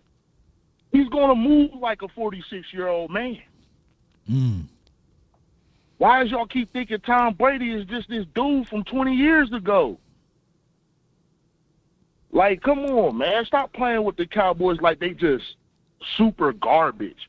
Okay, they haven't won the Super Bowl in 27 years. Congratulations. Who cares? But this team here that we see this year, they're competitive. That defense is not going to play with nobody. Yeah. Dak Prescott not going to play with nobody. That man, hurry up game. This hurry up game is ridiculous. Yeah. And you think Jordan Davis is ready for that? Stop playing with me, man. Stop playing with me, man. That's all I got to say, man. Man. Go Cowboys. Y'all know how we rock it. That's my guy right there, Montana, man. Hey, y'all see him representing in the chat, man, always holding it down. Hey, he didn't bite his tongue at all. So, hey, he spoke with his chest. So, hey, I love it, man. Look, Giants fans, they humbled. You know, they don't even come over here. They already happy with their 4 rings, and they sitting there saying, hey, man, we ain't got nothing to prove to the Cowboy fans, man. We will see them when we see them. Even Washington team, they was talking just like the Eagles talking this year. You know, they was talking Donkey Kong size stuff, man. I had Washington Jerome. I had this guy from Washington. I had all of the Washington people jumping in over here. And now all of a sudden, I can't get my boys, man, back over here talking noise because they realize, man, them benches, man. Washington knew better, right? They said, you know what? We know now, man. We ain't finna talk no mess to law now, man. We just gonna just see them when we see them, right? But the Eagles, Boy, the Eagles, they're gonna run up to a bull, baby, with a toothpick, baby, and think they're gonna make it move, man. But it's all good. I appreciate the Eagles, man, so much, man, because it's always Monty season, man. It's always Monty season. But neither here nor there, man. Let's lock this room up, man. I give it, if you want to call it, I give you the next 5 minutes, and then we're gonna lock the phone lines up. How about that? I got the 469. What's on your mind? Hey, Law, I've talked to you a couple times before. This is a King. But I just think that our offense is going to struggle this year, man. Like, we have to think about it like this. 12 personnel, like, yeah, it could be cute and all, but y'all understand, like, that's some team scheme in terms of, like, a four-man front, just having that four-man base front, basically. Look at the Rams, look at the Chargers, look at the Cardinals, the 49ers. They can still stop the run out of that four-man front. So then once they do that, then what? And then I also saw that the Cowboys, they were trying to trade for Denzel Mims. Well, right. They inquired about him. Right. But they don't give up nothing too much to really get him. So that tells me that they don't believe that their receiving core is really quite there yet.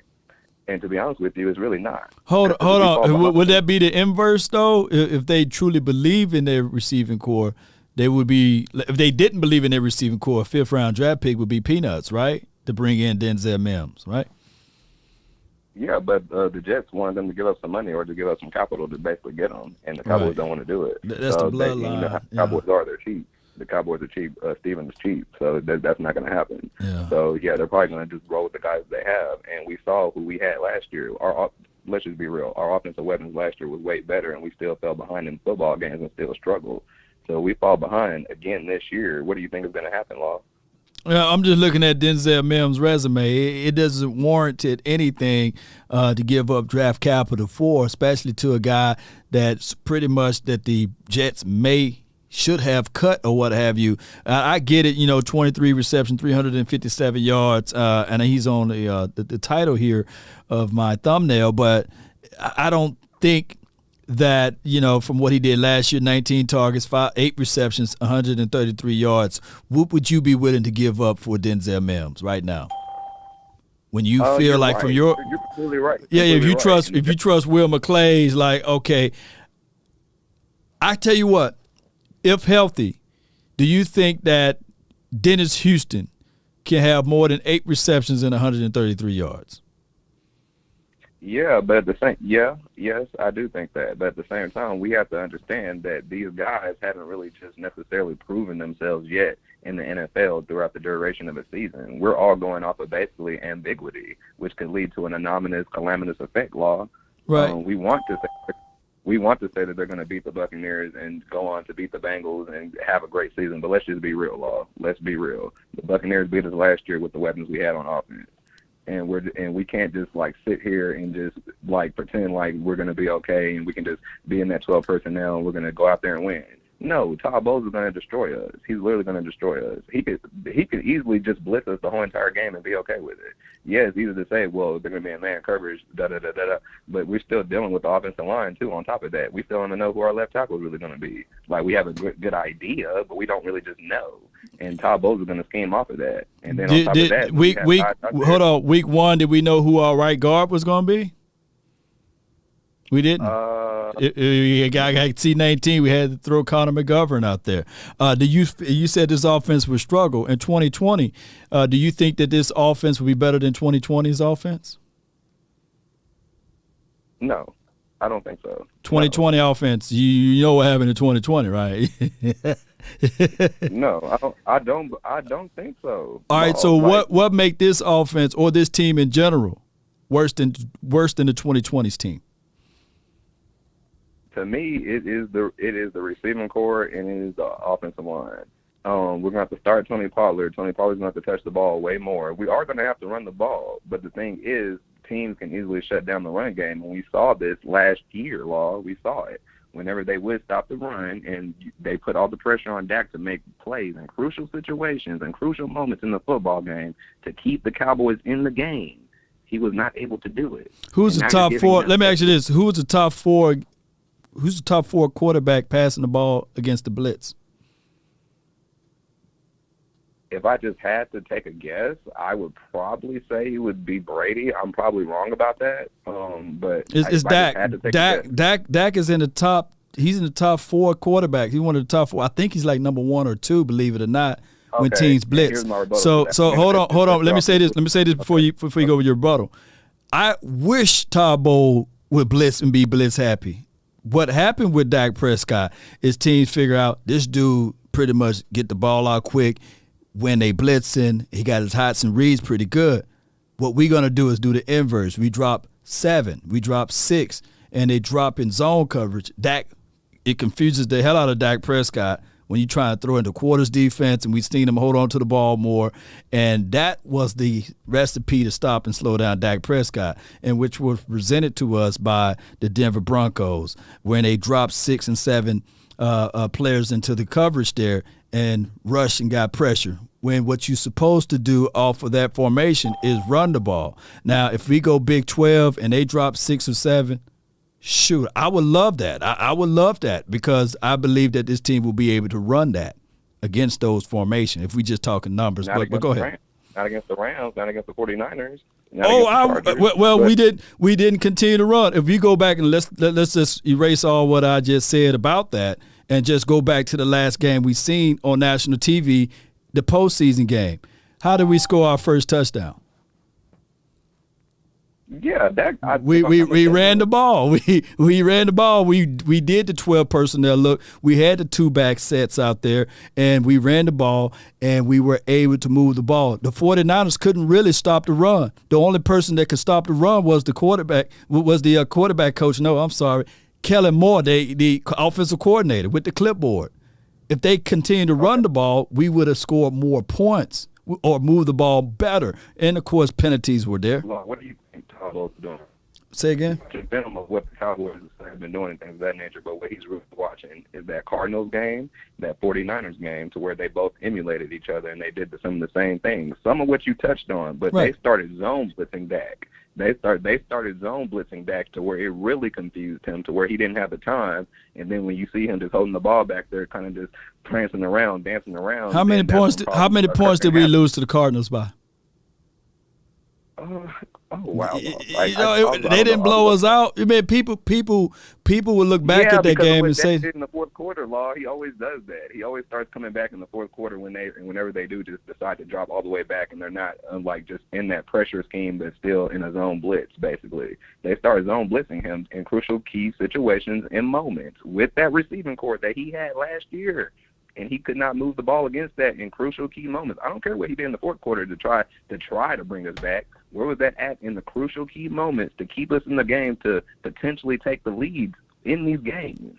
Where was that at? Why would Dak Prescott get slated or jaded for coming back in the last game, in the fourth quarters? I thought that's where moments are built. That's where quarterbacks are made. In the second quarter. Huh? Where's that in the second and third quarter? Where is the same place for Aaron Rodgers. The same place for Aaron Rodgers. The same place for majority of the starting quarterbacks in the National Football League. No. Aaron Rodgers puts up points throughout football games. He puts. How many points did he put up against the 49ers? Yeah, okay. The Packers were winning that game, Law. Had it not been for that block punt on special teams, the Packers probably win that football game. They probably win. You know that. Law, you know that. If the 49ers did not block that punt on special teams in the playoffs, if that's the game you're talking about, the Packers probably win that football game. And if Aaron Rodgers would have hit Devontae Adams down the seam, then they would have surely won the game, right? So, and if he didn't throw an 18.7 QBR, they would have won that game. Right?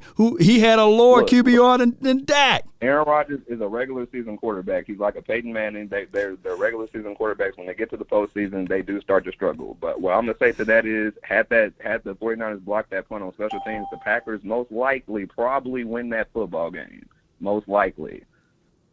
Look, you know how they say, if my auntie was born a man, she would be my uncle, right? So we can't just use these if things. Come on, man. I'm rolling with you, man. But come on, man. Look, we putting more pressure on Dak than there are for the 2-time back-to-back MVP, who had one of the greatest. I'm talking about one of the greatest wide receivers to play the game last season. And nobody hold him to that degree. But all of a sudden, Dak Prescott's supposed to overcome that. Hey, man, I feel what you're saying, though. I feel what you're saying. He can point. Aaron Rodgers can point at his ring and that Lombardi Trophy forever. he can point at the Lombardi Trophy forever. He did what they all play the game for, right, Law? No doubt, man, no doubt. Though, right? Yeah. So they give him 13 years of built-in excuses. I feel you, though. It's good to be on that side of the argument, though. I ain't going to even lie. He got him a ring. He can always say, hey, I want him to be successful just as much as anybody else. But the facts are the facts. Until he starts to show me more in terms of, like, consistently generating points with the offensive weapons that he does have, we're going to struggle, Law, because if we fall behind, we're not going to win games. We might even have a losing record. We might be below 500, Law. I'm just going to be real. But if he can put up points and generate points, then our defense can help us win the so with this, and this is the last point right here, it's undisputed, with undisputed information and evidence. If Dak, I'm using the word operative word, if that's the magical word, right? If we make it to the playoff this year, regardless, I don't want to hear you say, well, it's the defense. I don't want to hear you say, well, all of a sudden it's CeeDee Lamb elevating Dak Prescott or what have you on his third year, have you. You just going to have to say, man, that doggone Dak Prescott the man, right? He has to. I'm saying that I want him to have a great season. I want him to, don't get me wrong, I want Dak to have a great season, but I'm saying if he doesn't, we're going to fall below 500. That's just a fact. Well, we'll find out, man. I can't wait, man. Look, put a placeholder on this call, Hakeem, and then we'll jump back and we'll revisit this one. I appreciate you for calling in, man. Let me hear you say it, man. Let me hear you say it still, though. Do you still got it in you to say it? How about them Cowboys? There we go, man. Appreciate you, bro. Oh, man. Woo. I thought he was going to say, how about them Green Bay? I thought he was going to say, how about them Packers or something, man? That's my guy, Hakeem, man. Oh, my gosh, man. All right, man. All or nothing with Dak Prescott. I believe we can literally see that Dak Prescott. The conference has been locked. Dak Prescott. I literally hear people out all the time, and people talk glowingly of Justin Herbert, right? Like, if you really look at Justin Herbert's weapons from day one, he always had pieces around him. Even Jamar Chase, right? He got multiple pieces around him as it relates to wide receivers, running backs, or what have you. And even if you look at Pat Mahomes, he was birthed into the situation going into a team that had made multiple back-to-back playoffs, right? And then he was birthed into a team with Tyreek Hill, Travis Kelce. Who else? Excuse me, Russell Wilson with the Legion of Boom, the best defense that one can argue top one, top two, maybe the 85 Bears is just above the Legion of Boom defense. Maybe the 2000 Ravens, who knows, right? But Legion of Boom, historically great defense. But in our time frame with Dak Prescott, we have been known for, one, being the team that sullied and denigrate their own player. Two, had historically bad defenses, right? Three, being a team that in Dak Prescott's second year, can you imagine if this happened to any other player, right? In his second year, they said, you know what? We're going to take pieces away from you. Oh, that guy, Ezekiel Elliott, missing 6 games, right?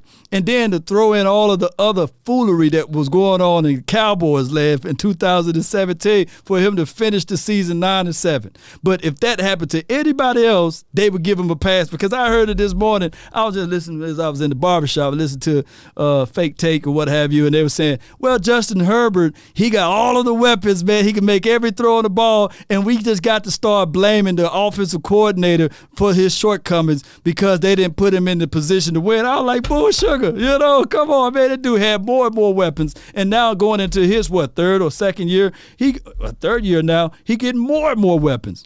Whereas on Cowboys land, we was taking away weapons. They took away a third of the weapons in 2018, talking about play wide receiver by committee and let Dak Prescott figure it out. And then he did. Of course, they went out and grab him and hold him and grab him. Used up draft capital for Amari Cooper for them to ultimately, the very next year, talk about, hey, we don't want to even pay Amari Cooper. That's crazy. It's flat out crazy, baby.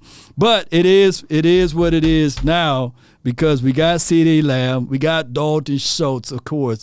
Watch, by the end of the year, they're going to say Dalton Schultz is Travis Kelce. By the end of the year, they're going to figure out a way to talk globally of the opposite receiver of CeeDee Lamb and put him on a pedestal higher than any other wide receiver and say, look at all of the weapons. Come on, man. It's crazy. I got from the – let me see who else I got here, man. This is crazy, man. All right, I got from the 913, you live. Hey, Law, what's going on? Hey, all this talk about Denzel Mims and his numbers and stuff, you have to think, though, with him being on the Jets, they have never been known as a passing gauntlet. Right. When's the last time you had a receiver at the Jets that even was relative in MVP or elite status? Never. So I think his numbers are based on being on a bad team, but he's got size. He has speed. He has the route tree that a lot of receivers don't have, and I think he would be beneficial to our team if they would try to get him. Now, draft capital, yeah, I wouldn't give anything higher than a 5th round for him for that. But I think the Jets are going to, of course, want something higher. Right now, who you taking off the field? Jalen Tolbert, Dennis Houston? No. Devontae Turpin? Well, Devontae's not going to do – I mean, he's only going to be a gadget player anyway, I think, for the most part, because of his size. Right. So he's going to be more of a special team standout. There's got to be somewhere we can put him. I think he's better than Fihoko. He's better than Simi? Yeah. What do I think what do Denzel Mims do better than Simi right now? He's got a better route tree than Fihoko. Fihoko doesn't do a whole lot of routes. He was more of a deep threat and a end zone threat when he was in college, and Mims was all over the field. He can run ins, he can run outs, he does the back shoulder. I mean, he's got a really good route tree, way better than Fihoko. Now, don't get me wrong, I like Fihoko coming out of college, but if you compare him to Mims I think would be better. And with him being with Dak, I think he would really show up and show out on that field. Now, so with that said, we still have, the offensive tackle situation. If they bring in Peters, a lot of people think that Peters is going to start. He ain't going to start week 1. There's no way. First of all, he's not in football shape. He might be in physical shape because he says he's been, keeping in shape in case he gets called. Right. But he's more of a swing tackle in case something was to happen. Okay. Yeah, he's break glass in case of something happened. I think that he goes back to what he said. He's trying to jump on a team to get him a ring. If not, he's trying to pour upon his knowledge to someone that's young, right? He's been in the league since 2004. That's a long time. And he does have Arkansas Razorback ties, So that's the same team that, Jerry Jones pretty much co-owns over there for the college. But I can tell you this, your whole point and analysis on Denzel Mims, it'd be hard for – here's how it goes. If you're the general manager or if you Will McClay, I believe at some point of time there was a chance of opportunity for him to bang on the table for Simi, right? And now he got to go back and erase all of the tables that he banged on for Simi to play to say, okay, well, Denzel is better now, And that would be hard for those guys to just all of a sudden cut Simi for Denzel, or you know how that goes. And we have no tangible evidence of Denzel being able to shine because in Texas, everything is bigger and brighter, and everybody will be expecting Denzel Mims to be T.O., to be, I guess you can say, the playmaker, or not Denzel Washington, but to be the Denzel Washington of the wide receivers, Dez Bryant. So there will be higher expectations. And if he couldn't give you no flashing jets, whereas they don't have a lot of cameras, now they're going to have a lot of cameras, it's going to be hard fetch for those guys to make that, assessment. But I feel what you're saying, and I haven't watched enough tape of Denzel Mims to put him in that category. Right. And now if they, like, for instance, if they were, say they do, now the difference between picking up Peters than Mims you're going to give up draft capital for. So even if they don't sign him till after week 1, so they don't have to guarantee that contract, right. You're giving him, you're giving up draft capital. You're not getting rid of him. Now Peters, they won't end up sign him till after, I think, because I think they don't want any guaranteed contracts with anybody now that they pick up. Right. So I think they may wait. I know he came in for a physical, right, and stuff like that. I think that they will wait to sign him after week 1 if nobody picks him up before then, so they don't have to guarantee that contract. And then that way they can go with what they got and then see what happens. And if he makes the team, he makes the team. Yeah, I totally agree with you on that one. I'm rooting for him to sign for this team for his knowledge, right? And then hopefully if things don't go well week 1, then at least we have him ready for week 2 to be elevated to the 53-man roster, and maybe we kick Josh or somebody else on the practice squad from there. Right. So that's all I had to input, and appreciate you having me on, man. Anytime. Appreciate you. You gonna say it? How about them Cowboys? Yeah, man. Regardless, man. Whether we agree or disagree, man, my family members gonna say, "How about them Cowboys?" All right, man. Let me see if I got this order straight, man. He was a good call, by the way. 972, you're live. Yo, what up? This is Los, Law. Los, man, what's good? Good afternoon, man.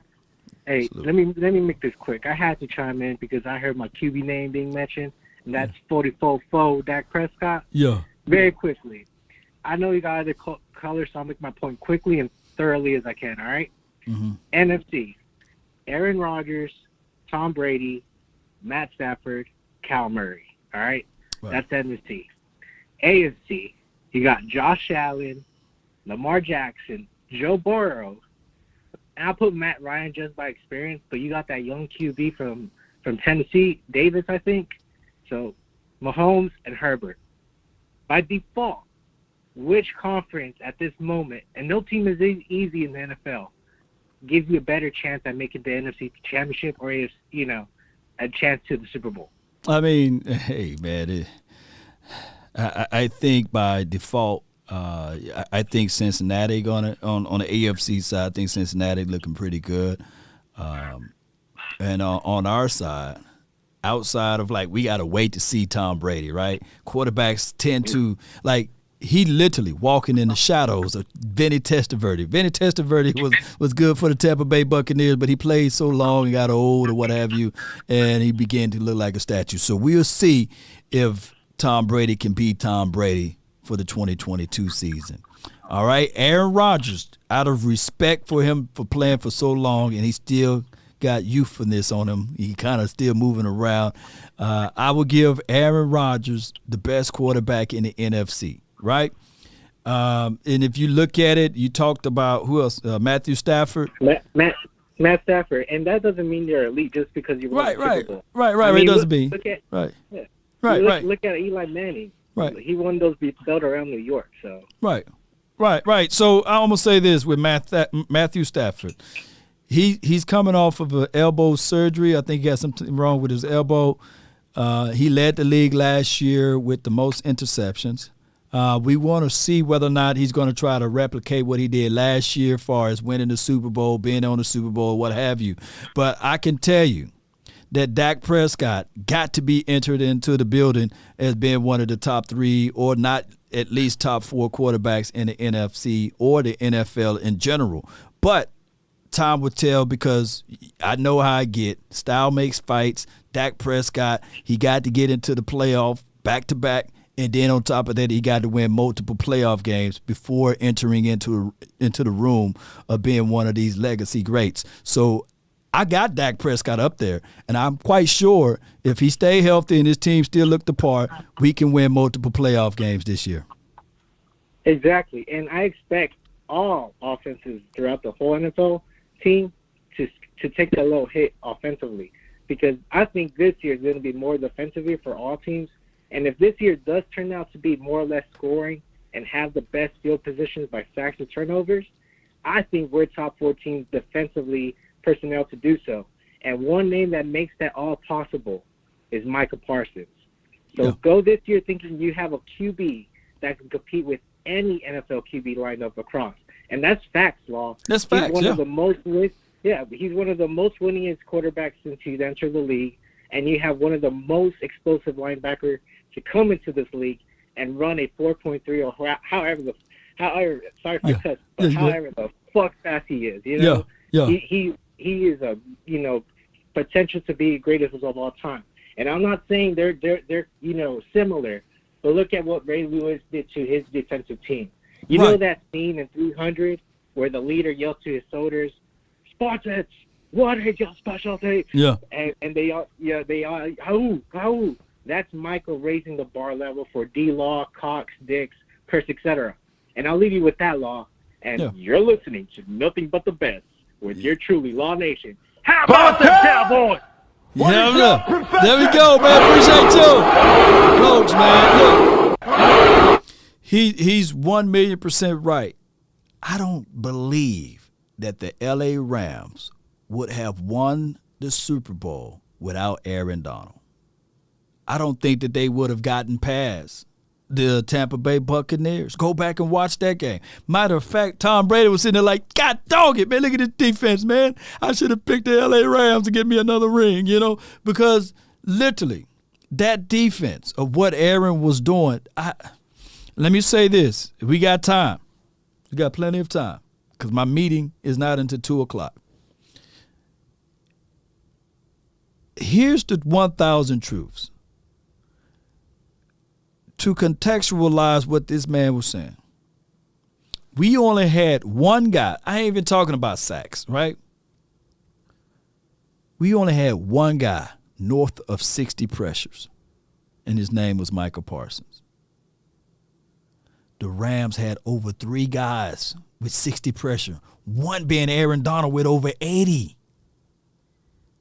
Let that sink in. We only had one guy, and he was a part-time edge rusher. His name is Micah Parsons. So contextualize all what I'm saying, Cowboy Nation. We had 1 to their 3, to their 4, I meant to say. Leonard Floyd, look it up. Von Miller at the time, now he's going to the Bills or what have you. And what a good trade-off. They ship him off to the Bills, or he goes to the Bills and they pick up Bobby. Wagner. So we were still looking at our defense at his youth like, hey, it's all good, man. We were just happy to be where we was at. We were happy to climb down from the 30th ranked defense down to the 12th. But we literally had one guy that can generate pressure, and he was a part-time guy.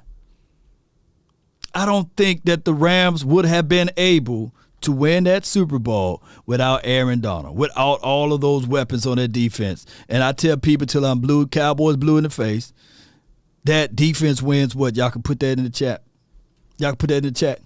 One. Look at the defense right here. Number 1. Do they say number 2? Do they say number 3? Number 1 overall. I can't make this stuff up. That defense was nice. Special teams terrible, but shoot, we got defense number 1. Shoot. Floyd, dog, right? Von Miller, dog. Aaron Donald, dog. Jalen Ramsey would probably go down as one of the better DBs in the league, right? In the National Football League. Dog. Hey, Sean Robertson. Just a big boy just taking space. Gobble dude. The man with the plan, 100 grand. You in. My guy, listen here, man. Tell me when Dak Prescott had a top 5 defense, top 10 defense. Tell me when he played with that. Never. 2016, the only reason why we had the number 6 or number 7 defense is because we played keep away. Come on, we still couldn't stop the run. Exactly. So now you're giving Dak Prescott a legit top 10 defense, right? Legit. Yeah, I'm talking about legit. Being able to stop the run and also create pressure on the quarterback, get sacks. Because we playing keep away. Not keep away talking defense. About legit. Legit. Come on, man. It's over. It's Swiss cheese. Yeah. And on top of that, we got a special teams. So that's making you even more scared. We got special teams and we got a defense. Talk to him, That 100. ain't got to do much. Talk to him, 100. Why do you think they saying, let's run the ball? Talk because, to him. Listen, we get a lead, we run the ball, and our defense could take the ball away, and it could stop the run. Talk to him, man. Talk to him, man. Come on, Law. You really got to pay attention. See, I had to sit back and really think about this Right, thing. Why right. do you think they want to run the ball so much?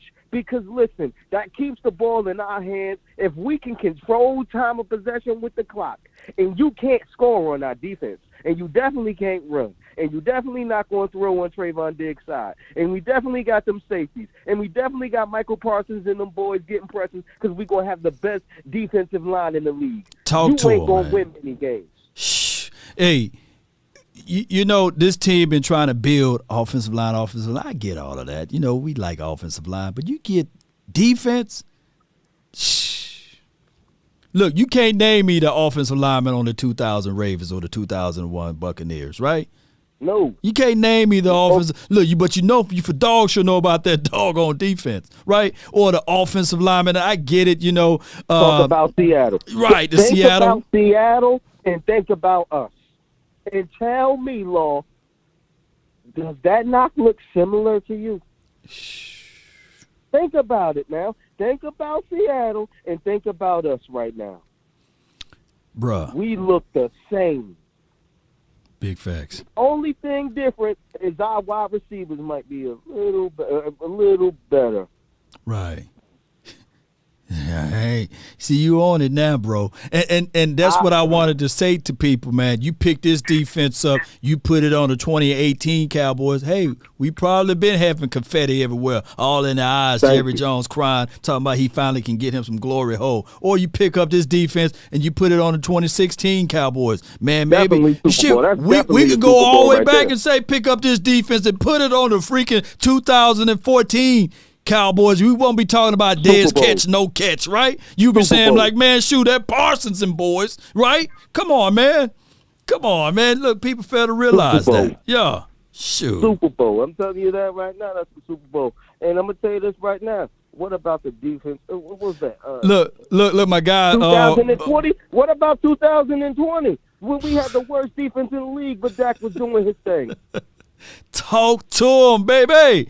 Hey, my guy White said, yeah, we had top 5 defense in 2016, but that was not. Look, I think we still had top defense. That was keep away defense. Where were we ranked in turnovers, and where did we rank on third down defense? I promise you, it wasn't where we are last season. Third down defense, we were ranked, I think last year, first and third down defense. Right? Thank you. Come on, we just needed to first really and takeaway. First and takeaway. I'm looking at that side of the coin. And we got our defense that could score with the Trayvon Diggs to take it back to the house on you. You're right. Scoring defense. That's right. That's what I'm trying. And you're not going to punt it to Turpin. You're not going to kick it to him, and you're not going to punt it to him. Talk to him, man. So that wipes away your special teams right there. So Talk to him. What that mean, Law? Better field position every single time. Oh, my bad. White was said no. He was saying, I'm not getting at you though. I feel you. I appreciate you. He said no. He was saying if we had top 5, because I know we had top. Okay, if okay. I was popping off like, man, pull your strap on me, bro. Hey, one of y'all got sickle cell or something, I'll turn it to Inner Tupac around this mug, man. Get money. Get money. Tupac was going on. Wasn't my phone make sure all your kids won't grow. Get money. Them backup singles like, sure, get money. And what really made it click was that running back that we picked up, because I did not see that coming. Oh, you talking about? I thought we was going to roll with the guys we had. I didn't see that coming. Why are we going to pick him? What we pick him up for? Nasty time, man. Why did we pick up a bruiser? Why did we pick that guy Mr. up Nasty for, kind. Yes, we indeed. are going to run this football and play keep away. I'm going to tell you right now, if we get a lead, it's over. Yo. If we get a 14-point lead, that's ball game. They gonna run the That's daylight. going to be the story of this Cowboy season. If you let the Cowboys go up 14 on you, it's over. Yes, indeed, Because man. Dak ain't going to make no mistakes. He already don't make mistakes. He don't force the ball. He don't have to. Dak a super safe dude, man. I mean, God dog, but man, 100, man. What else you got, man? Because I got to really keep it short down, man. What you got, man? That's it, man. That's all I had to say, my guy. But tell people where to find and follow you, man, because I can't wait for them to see all of the beautiful things that you do for the community and beyond, man, for thumbnails and everything else, man. Tell people, man. Hey, guys, you can find me at Graphic Zone HD on all platforms. You will not be disappointed. That's for sure. That's for sure, man. He ain't lying either, That's man. for sure. Shoot, my guy. DC4L. All day, man. That's my guy. Hey, you ain't gone yet, right? Nah, I'm here. I need to hear you say how about them Cowboys. I know DC4L, but man, come on, man. Can you say it one time, man? Just one time. How about them Cowboys? Yo, my dog, 100 grand, not 40 grand, not $40, man. That's 100 grand right there. And it don't cost 100 grand for him to do those works for you, man. So y'all be sure to check his content out, man. I promise you will like it. You will like his stuff, man. All right, we're going to roll through. I thought I had Queen in here, but she rolled up out of here, man. But I got my guy VIP here in the VIP lounge over here, man. You chilling, man? What's good, man? What's good with you? Lord VIP, baby. Yo, what's good with you, man? Did you send me that picture, huh? Did you send me your picture? Huh? Yeah, I sent you the picture. All right, cool. I sent it to you. I sent you a few of them. But let me get on my Pac, hit them up. So I got my 44. Make sure your kids don't grow either. Look, this is for all my crab in the barrel Cowboy fans. We have some crab in the barrel, meaning we don't like to see our people win. We want to pull them down. I don't know what it is. If you dropped off the face of this earth and came back, you would think the Cowboys won the Super Bowl last year. If you watch all of the 4-letter networks and everybody else, they don't even talk about the Rams. They don't. They talk more about our Cowboys than anything. Would that happen to be because Jerry turned $180 million into a $9 billion profit? Yeah, he flipped me. He talking about he moving some stuff over there, Yeah, we can't even. We call that a backflip in the hood, man. That's like a super somersault, man. You remember? You remember Man Apart? My guy. Yeah. He said, "Oh, you think you a man because you move a key here and there? You thought that was waiting that piece of a real mother move trons a month. You know what I'm saying? A week. Yeah, he was going on. I said, yeah, that dude hard, man. He said, you think you a man because you move a key here and there, and you thought that there was weight. Come on, baby. Jerry said, y'all owners think y'all a man because y'all move a couple billions here and there. Okay, all right. I flipped 180 to $80 billion. Come on, man.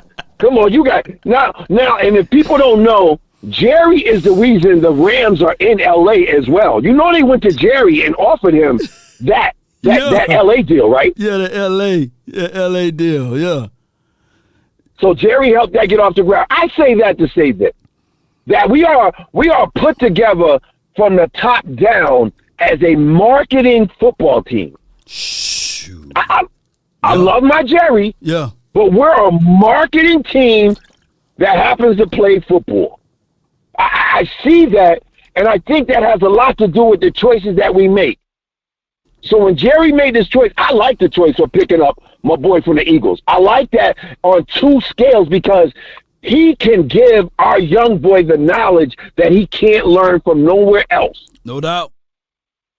You can't get that knowledge of 15 or however long he's been in the. You can't get that knowledge from watching a YouTube video or a coach talking to you. You can only get that hands-on. Mm-hmm. So I love that. And I'm not even going to go into my quarterback because my quarterback will be in the MVP race. I'm sick of people bagging on my quarterback. Like, y'all half Cowboy fans. How are you a Cowboy fan and you bashing your number one leader?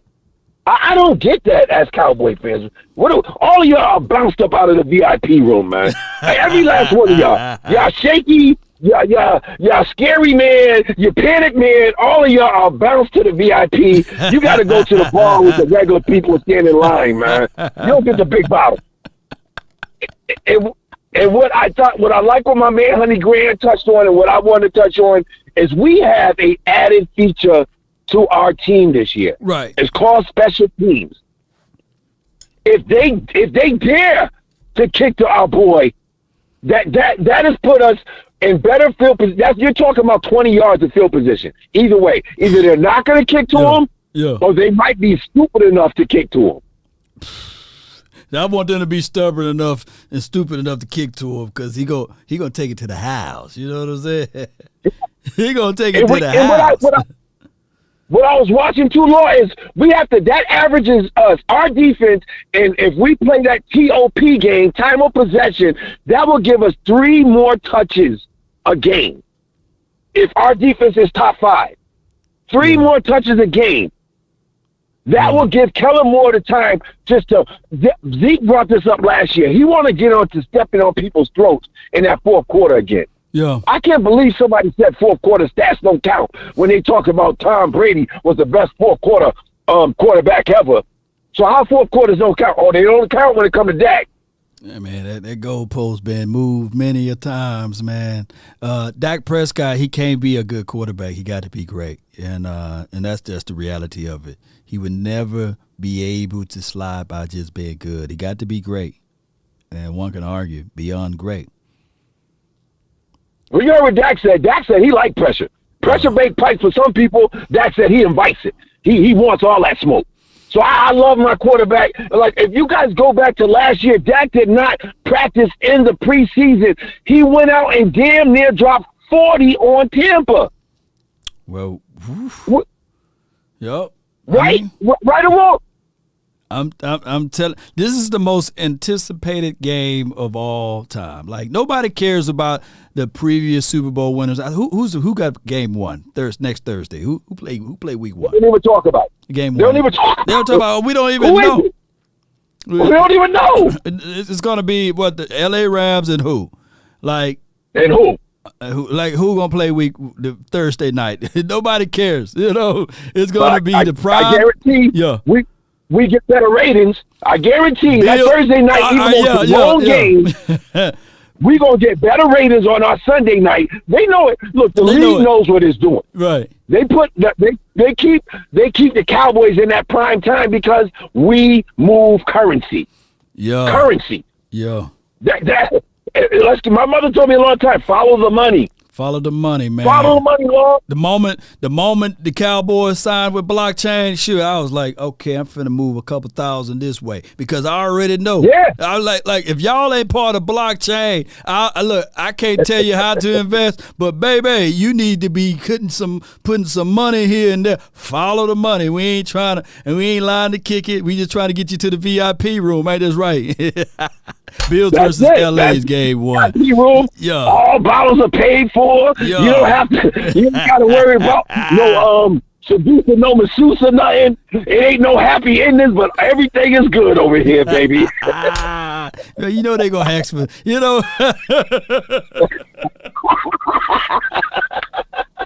Yeah, they want that drink. They got a drink called Happy Endings now. Shout out to Deshaun Watson, baby. Man, appreciate you so much, man. Well, you know what it is, Law. And look, this is what I need. I know my girl Jessica talked about this the other day. I'm gonna need y'all to get your energy level up. I know you can't match my energy level. That's why I can't wait to get to a game this year and do that Law experience with you this year, Law. I'm already plotting it out. I'm going to let you know what game me and my son are coming to. But all I'm going to say, Law, is how about them Cowboys? Let's go, Law. Let's get it, baby. Let's get it, baby. VIP. Look, when you're the VIP, man, you know the boom boom room, basically, you don't have to ask for a refill. It automatically comes. You know what I'm saying? And if for the fellas, man, you know, you get one cube of ice in your drink, man. Just one little cube, man. Whether it's round or blocked with the initials in it, it's going to be nice. I promise you, you're going to have a good time. Breaking news, Cowboys signed Dakota Shipley. I think we went over that. Appreciate you, Jason Winfro. They signed that man. He was the first round draft pick for the CFL, baby. That means that he's finna be a Hall of Famer over here, man. Cowboys for life, man. I can't wait to see that dude, man. We got, let me count the callers. We got 1, 2, 3. I got one of my dogs here, man. Tyreek, you're live. Hey, what's going on, Lord Nation, Cowboy Nation, stand up. Appreciate you, man. Like, share, subscribe. Share, subscribe, man. All that good stuff, man. Yes, indeed. My thing is this, man. I'm not gonna sit here and call all Cowboy fans fair weather fans. You know what I mean? Because a lot of us are passionate about our Cowboys. You know what I mean? Yeah. We all want the same. We all want the same. We all had the same goal, and that's the quest to get 6. Time to lift it's been time to lift another banner, and that's in our new stadium for a minute. Right. My thing is like this. I think a lot of people got the thing with Dak Prescott and everybody. I think it's more or less that, okay, you know, we was behind this man when it was time for him to get his contract. We've been wanting him to get his contract for a minute. Nobody's pocket watching. Right. My whole thing is like this. He has to elevate his game to the next level. We understand Dak is a good quarterback in the regular season. We know he can do it. He's proven that. Right. My thing is like this. It's time to prove it when we get to the playoffs. Right. If he has to, if it comes down to it, I understand what my man, what's his name, Hakeem? I understand what he was saying. He was saying that he's tired of us getting to the fourth quarter and now Dak want to turn it on. Like, nah. Sometimes we got to. Sometimes we need him to turn it on a little earlier than that. You know what I mean? Because I understand, you know, the way the flow of the game changes up from time to time. But my thing is like this, man. Dak is a veteran now. You know, he got to get some of that Tony Romo, Troy Aikman in his blood. Yeah. That he don't care. It's my game. You know what I mean? They're gonna have to carry me out of here on the stretcher. You know what I mean? For us to try to win this game, because it came a time. We all know it came a time when Romo was like, he was telling Linehan like, yeah, you can call the call, but when I get to this huddle, if I don't like it. What? Let me ask you this though. Let me ask you this. What year was that for Tony Romo?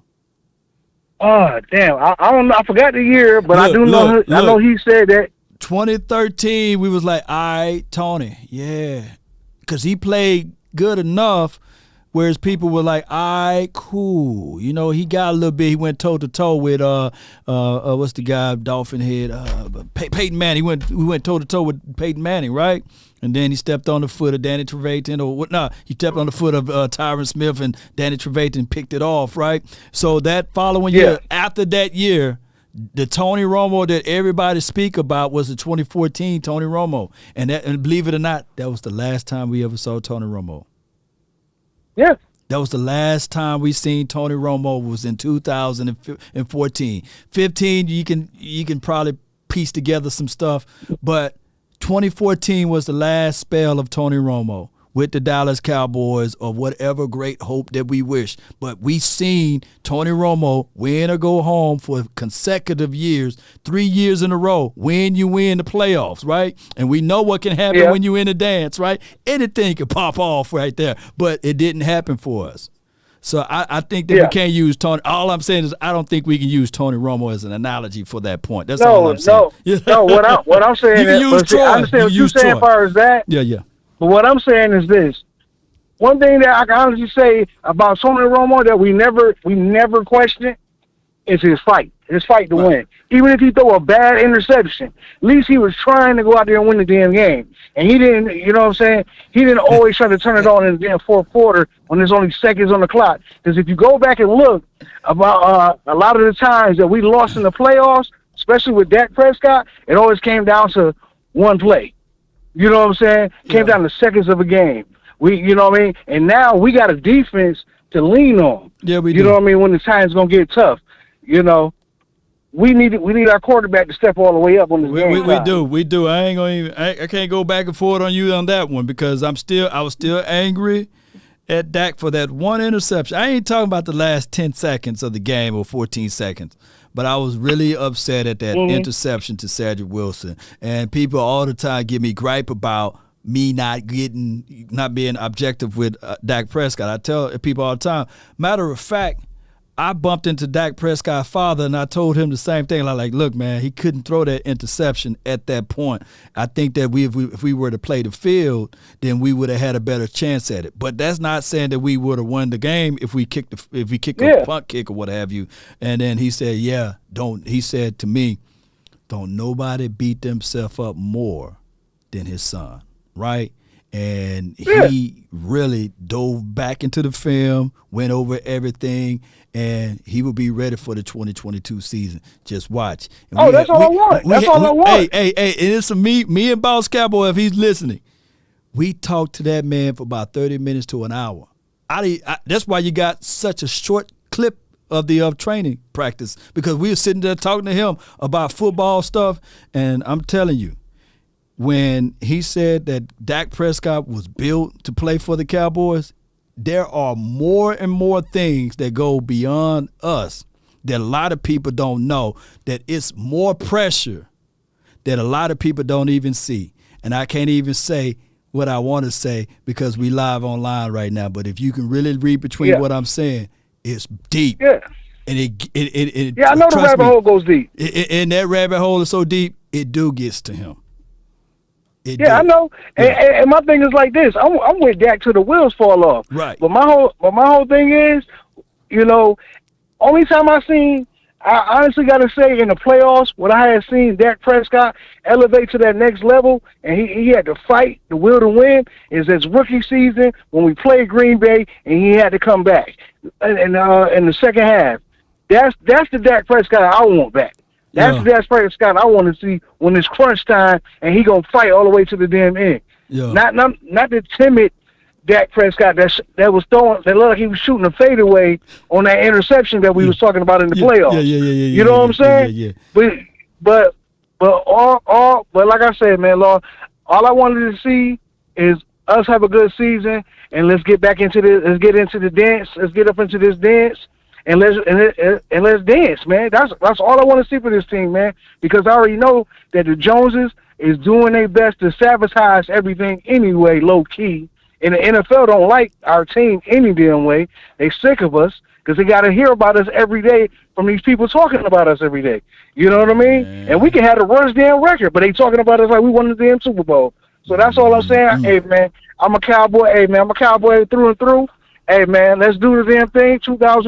2022, let's make it happen, man. Let's go get this Super Bowl and quit playing. No doubt, right, man. Appreciate you, man. It's my guy, man, Tariq, man. I love it, man. We got 2 more callers, baby. We made it to the final 2 callers, baby. Hey, and I get it, Cowboy Nation. Heavy is the crowd wearing number 4 with the silver and blue on the side of your head. You know what I'm saying? With the star on the side of your helmet too. So it's a lot of stuff that goes beyond what we can talk about here live. But if you guys ever in the Dallas area, and if it's no cameras around, and you and I having a good conversation, boy, I would tell you, I'll tell you, but I don't want. FBI, open up! Hey, don't shoot. All right, I got my guy from the 804. You live. You're live, man. They didn't get you over there, did you? Hey man, oh, man. Hey man, what's going on? I hope you was all right, man. What's good with you, man? Hey, what's going on? What's going on, Lord, man? Hey, I'm excited to be on, man. I will say, you know, I'm calling from the 804, man, Richmond, Virginia, man. I just got up on you this year, you know what I'm saying? I appreciate, you know what I'm saying, how you view the game. I appreciate how you break down, appreciate it, man. You know, how you break down the Cowboys, man, and I'm just a fan. You know, I'm elated, you know what I'm saying? So I just figured I'd call and, you know, just let you know that I'm elated, man. I'm a huge Cowboy fan, you know, diehard fan. And I just appreciate your analysis on the game and how you break it down. You know, it just makes so much sense, you know. Yeah, so I'm very, very humble, man, you know what I'm saying, to be on with you. And to talk about, topic to talk about, I'm interested to see, the two guys that got the most pressures, Mike McCarthy and Kellen Moore, you know, because, you know, as you know, Sean Payton waiting in the wings, man. So I'm interested to see, you know, how Wonder Boy gonna do this year. I call Kellen Moore Wonder Boy, but Boy Wonder. Yeah, you know that's such a horrible situation to be in, right? To be dating one girl and be like, yeah, you know what? You slip up again.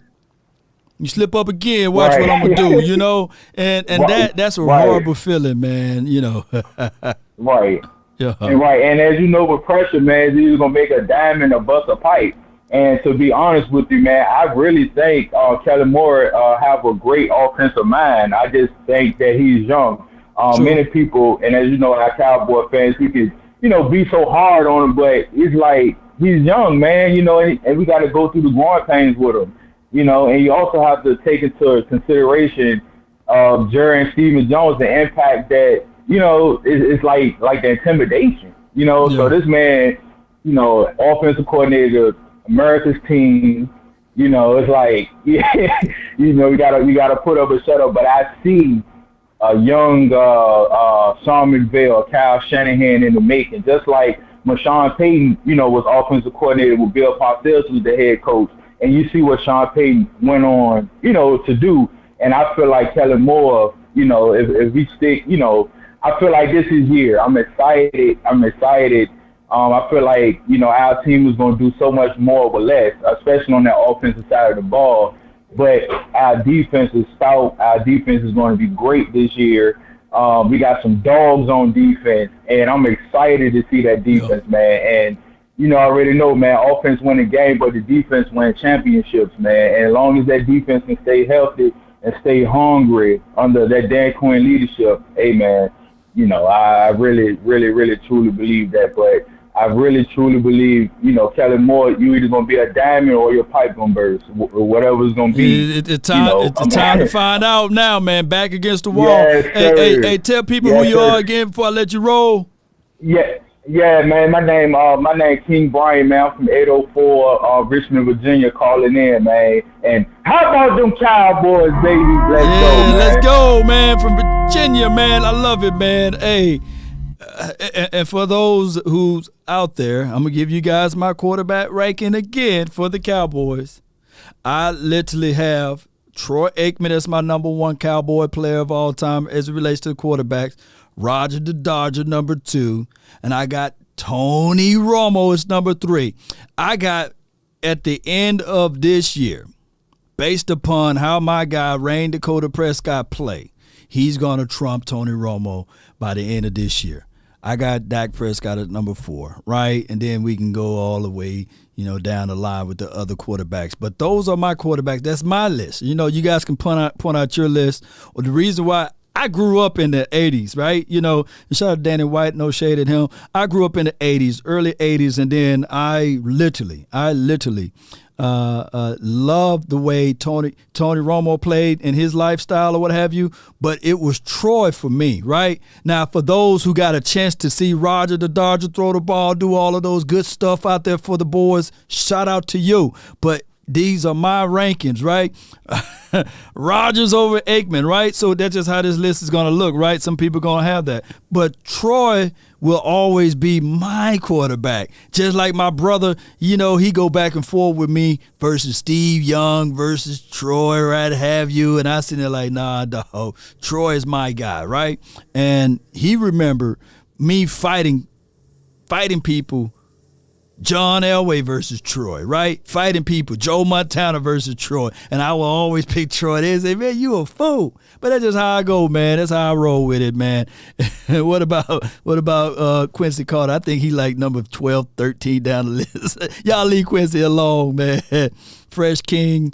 But it just depends. Like, I can only imagine somebody born in 1999, right? Or somebody's born in 2001. They old enough to drink beer and do a whole bunch of stuff right about now.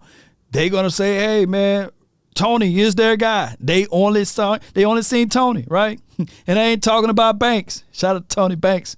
Shout out to Connie Hand and shout out to Drew Bledsoe. Y'all remember Drew Bledsoe, Vinny Testaverde? You know, we had some guys. All right, let me hurry up and get this thing going. I got the last caller. This is Jeremy, man, from the 615. You're live. What's up, Big Law? I know you got to go or whatnot.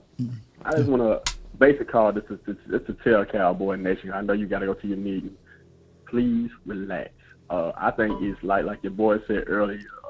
It was destiny for Rain Dakota Prescott to be our quarterback. Right. And you know that first name is significant. Rain. Rain is royalty. It's a monarchy. Mm-hmm. And he has reigned over all the bullshit. He's reigned over Steve and Jerry Jones, and this is his bosses that bet against him. They want him to fail because they still got strife for Rain Dakota Prescott because they overtook Tony Romo because that was a darling. Yeah. He reigned over all the skeptics about him being a dinking and dunk. He can't throw it down the field. Right. He can't read a defense. He reigned over that. I'm talking about this guy has reigned over so much shit. Yeah. Excuse my language. No, you good, man. You good. Everybody has thrown at him. Like I said, it's destiny. We're going to win the Super Bowl. We're going to win it with Rain Dakota Prescott. The man got a crown on his head, and he realized the responsibility and that he has to be a Dallas Cowboy quarterback. So it's not like he's just sitting out here being a quarterback to a team he don't know nothing about. This kid's been dreaming about being a Dallas Cowboy quarterback ever since he was 5. That nigga was still a toddler. So at the end of the day, he realized the responsibility. He's ready for the challenge. And this the healthiest we've seen and leanest that we've seen Rain Dakota Prescott. You know what I mean? Even when the guy was heckling him in the camp, he wanted to laugh in his face because he had it in his mind. You just don't know what I'm gonna do this year. He was sitting in his face, but he just laughed it off like, okay, all right, whatever. Man, yeah, it was rough for him, man. It was so rough on him. Hey, I actually got a roll, man, but I appreciate you so much for calling in. Hey, be sure, man, to tell people how about them Cowboys before I let you rock. Man, how about them Cowboys? Peace out. No I'm doubt, gone. man. I ended. You ended it, man. You got last caller of the day, man. All right. My guy Jay Form was like, yeah. Goodbye. They gonna make sure they demonetize you. Yeah, it's FCC, man. I forgot. Yeah, I am on FCC Airways because these channels, Cowboy Nation, they do get linked over to Amazon.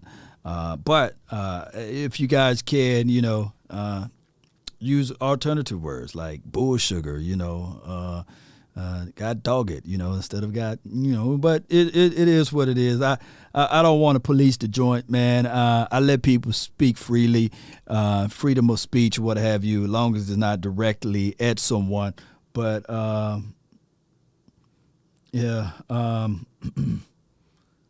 okay. I gotta dip. I gotta go, Cowboy Nation. But I got a meeting in about 2 minutes. I just want people to understand this. This team, don't fret. Keep your mind together. Keep your heart, soul, and sinew together. Keep your thoughts together. Cowboy Nation, we're going to continue to grind and shine. Don't let all of this nuance, this bull sugar stuff get in your way, right? Just continue to fight. They say a prize fighter, even when he's down, he's continue to throw those blows, right? He's continuing to swing. He's continuing to know that I got a puncher's chance. I can make this happen. I can. Shout out to Paul Smith.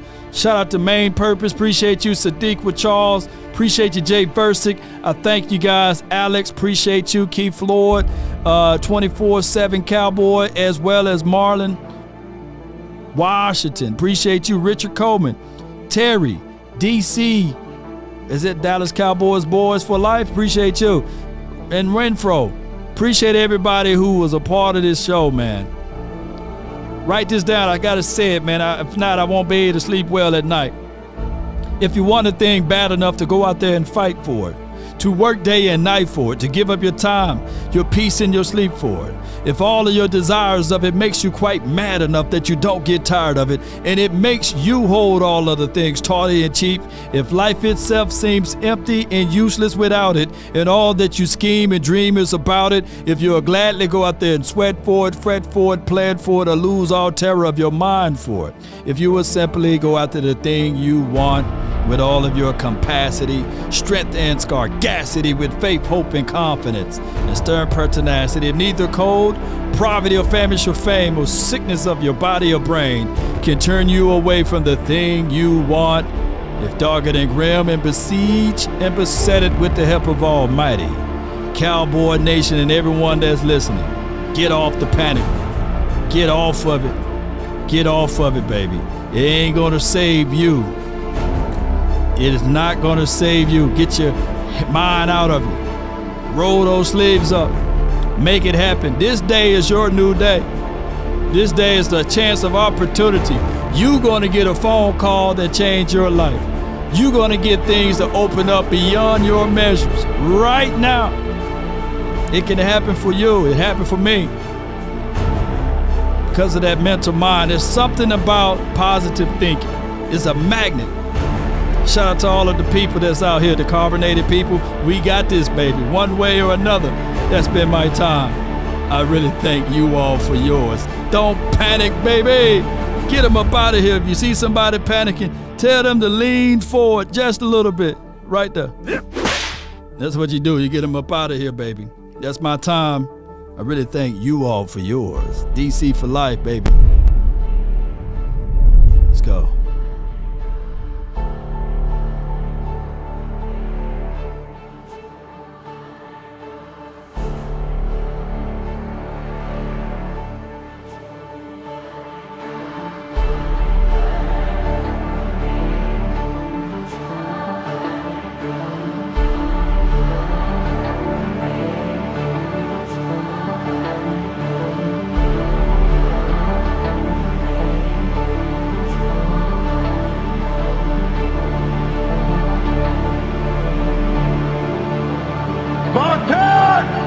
What is your profession?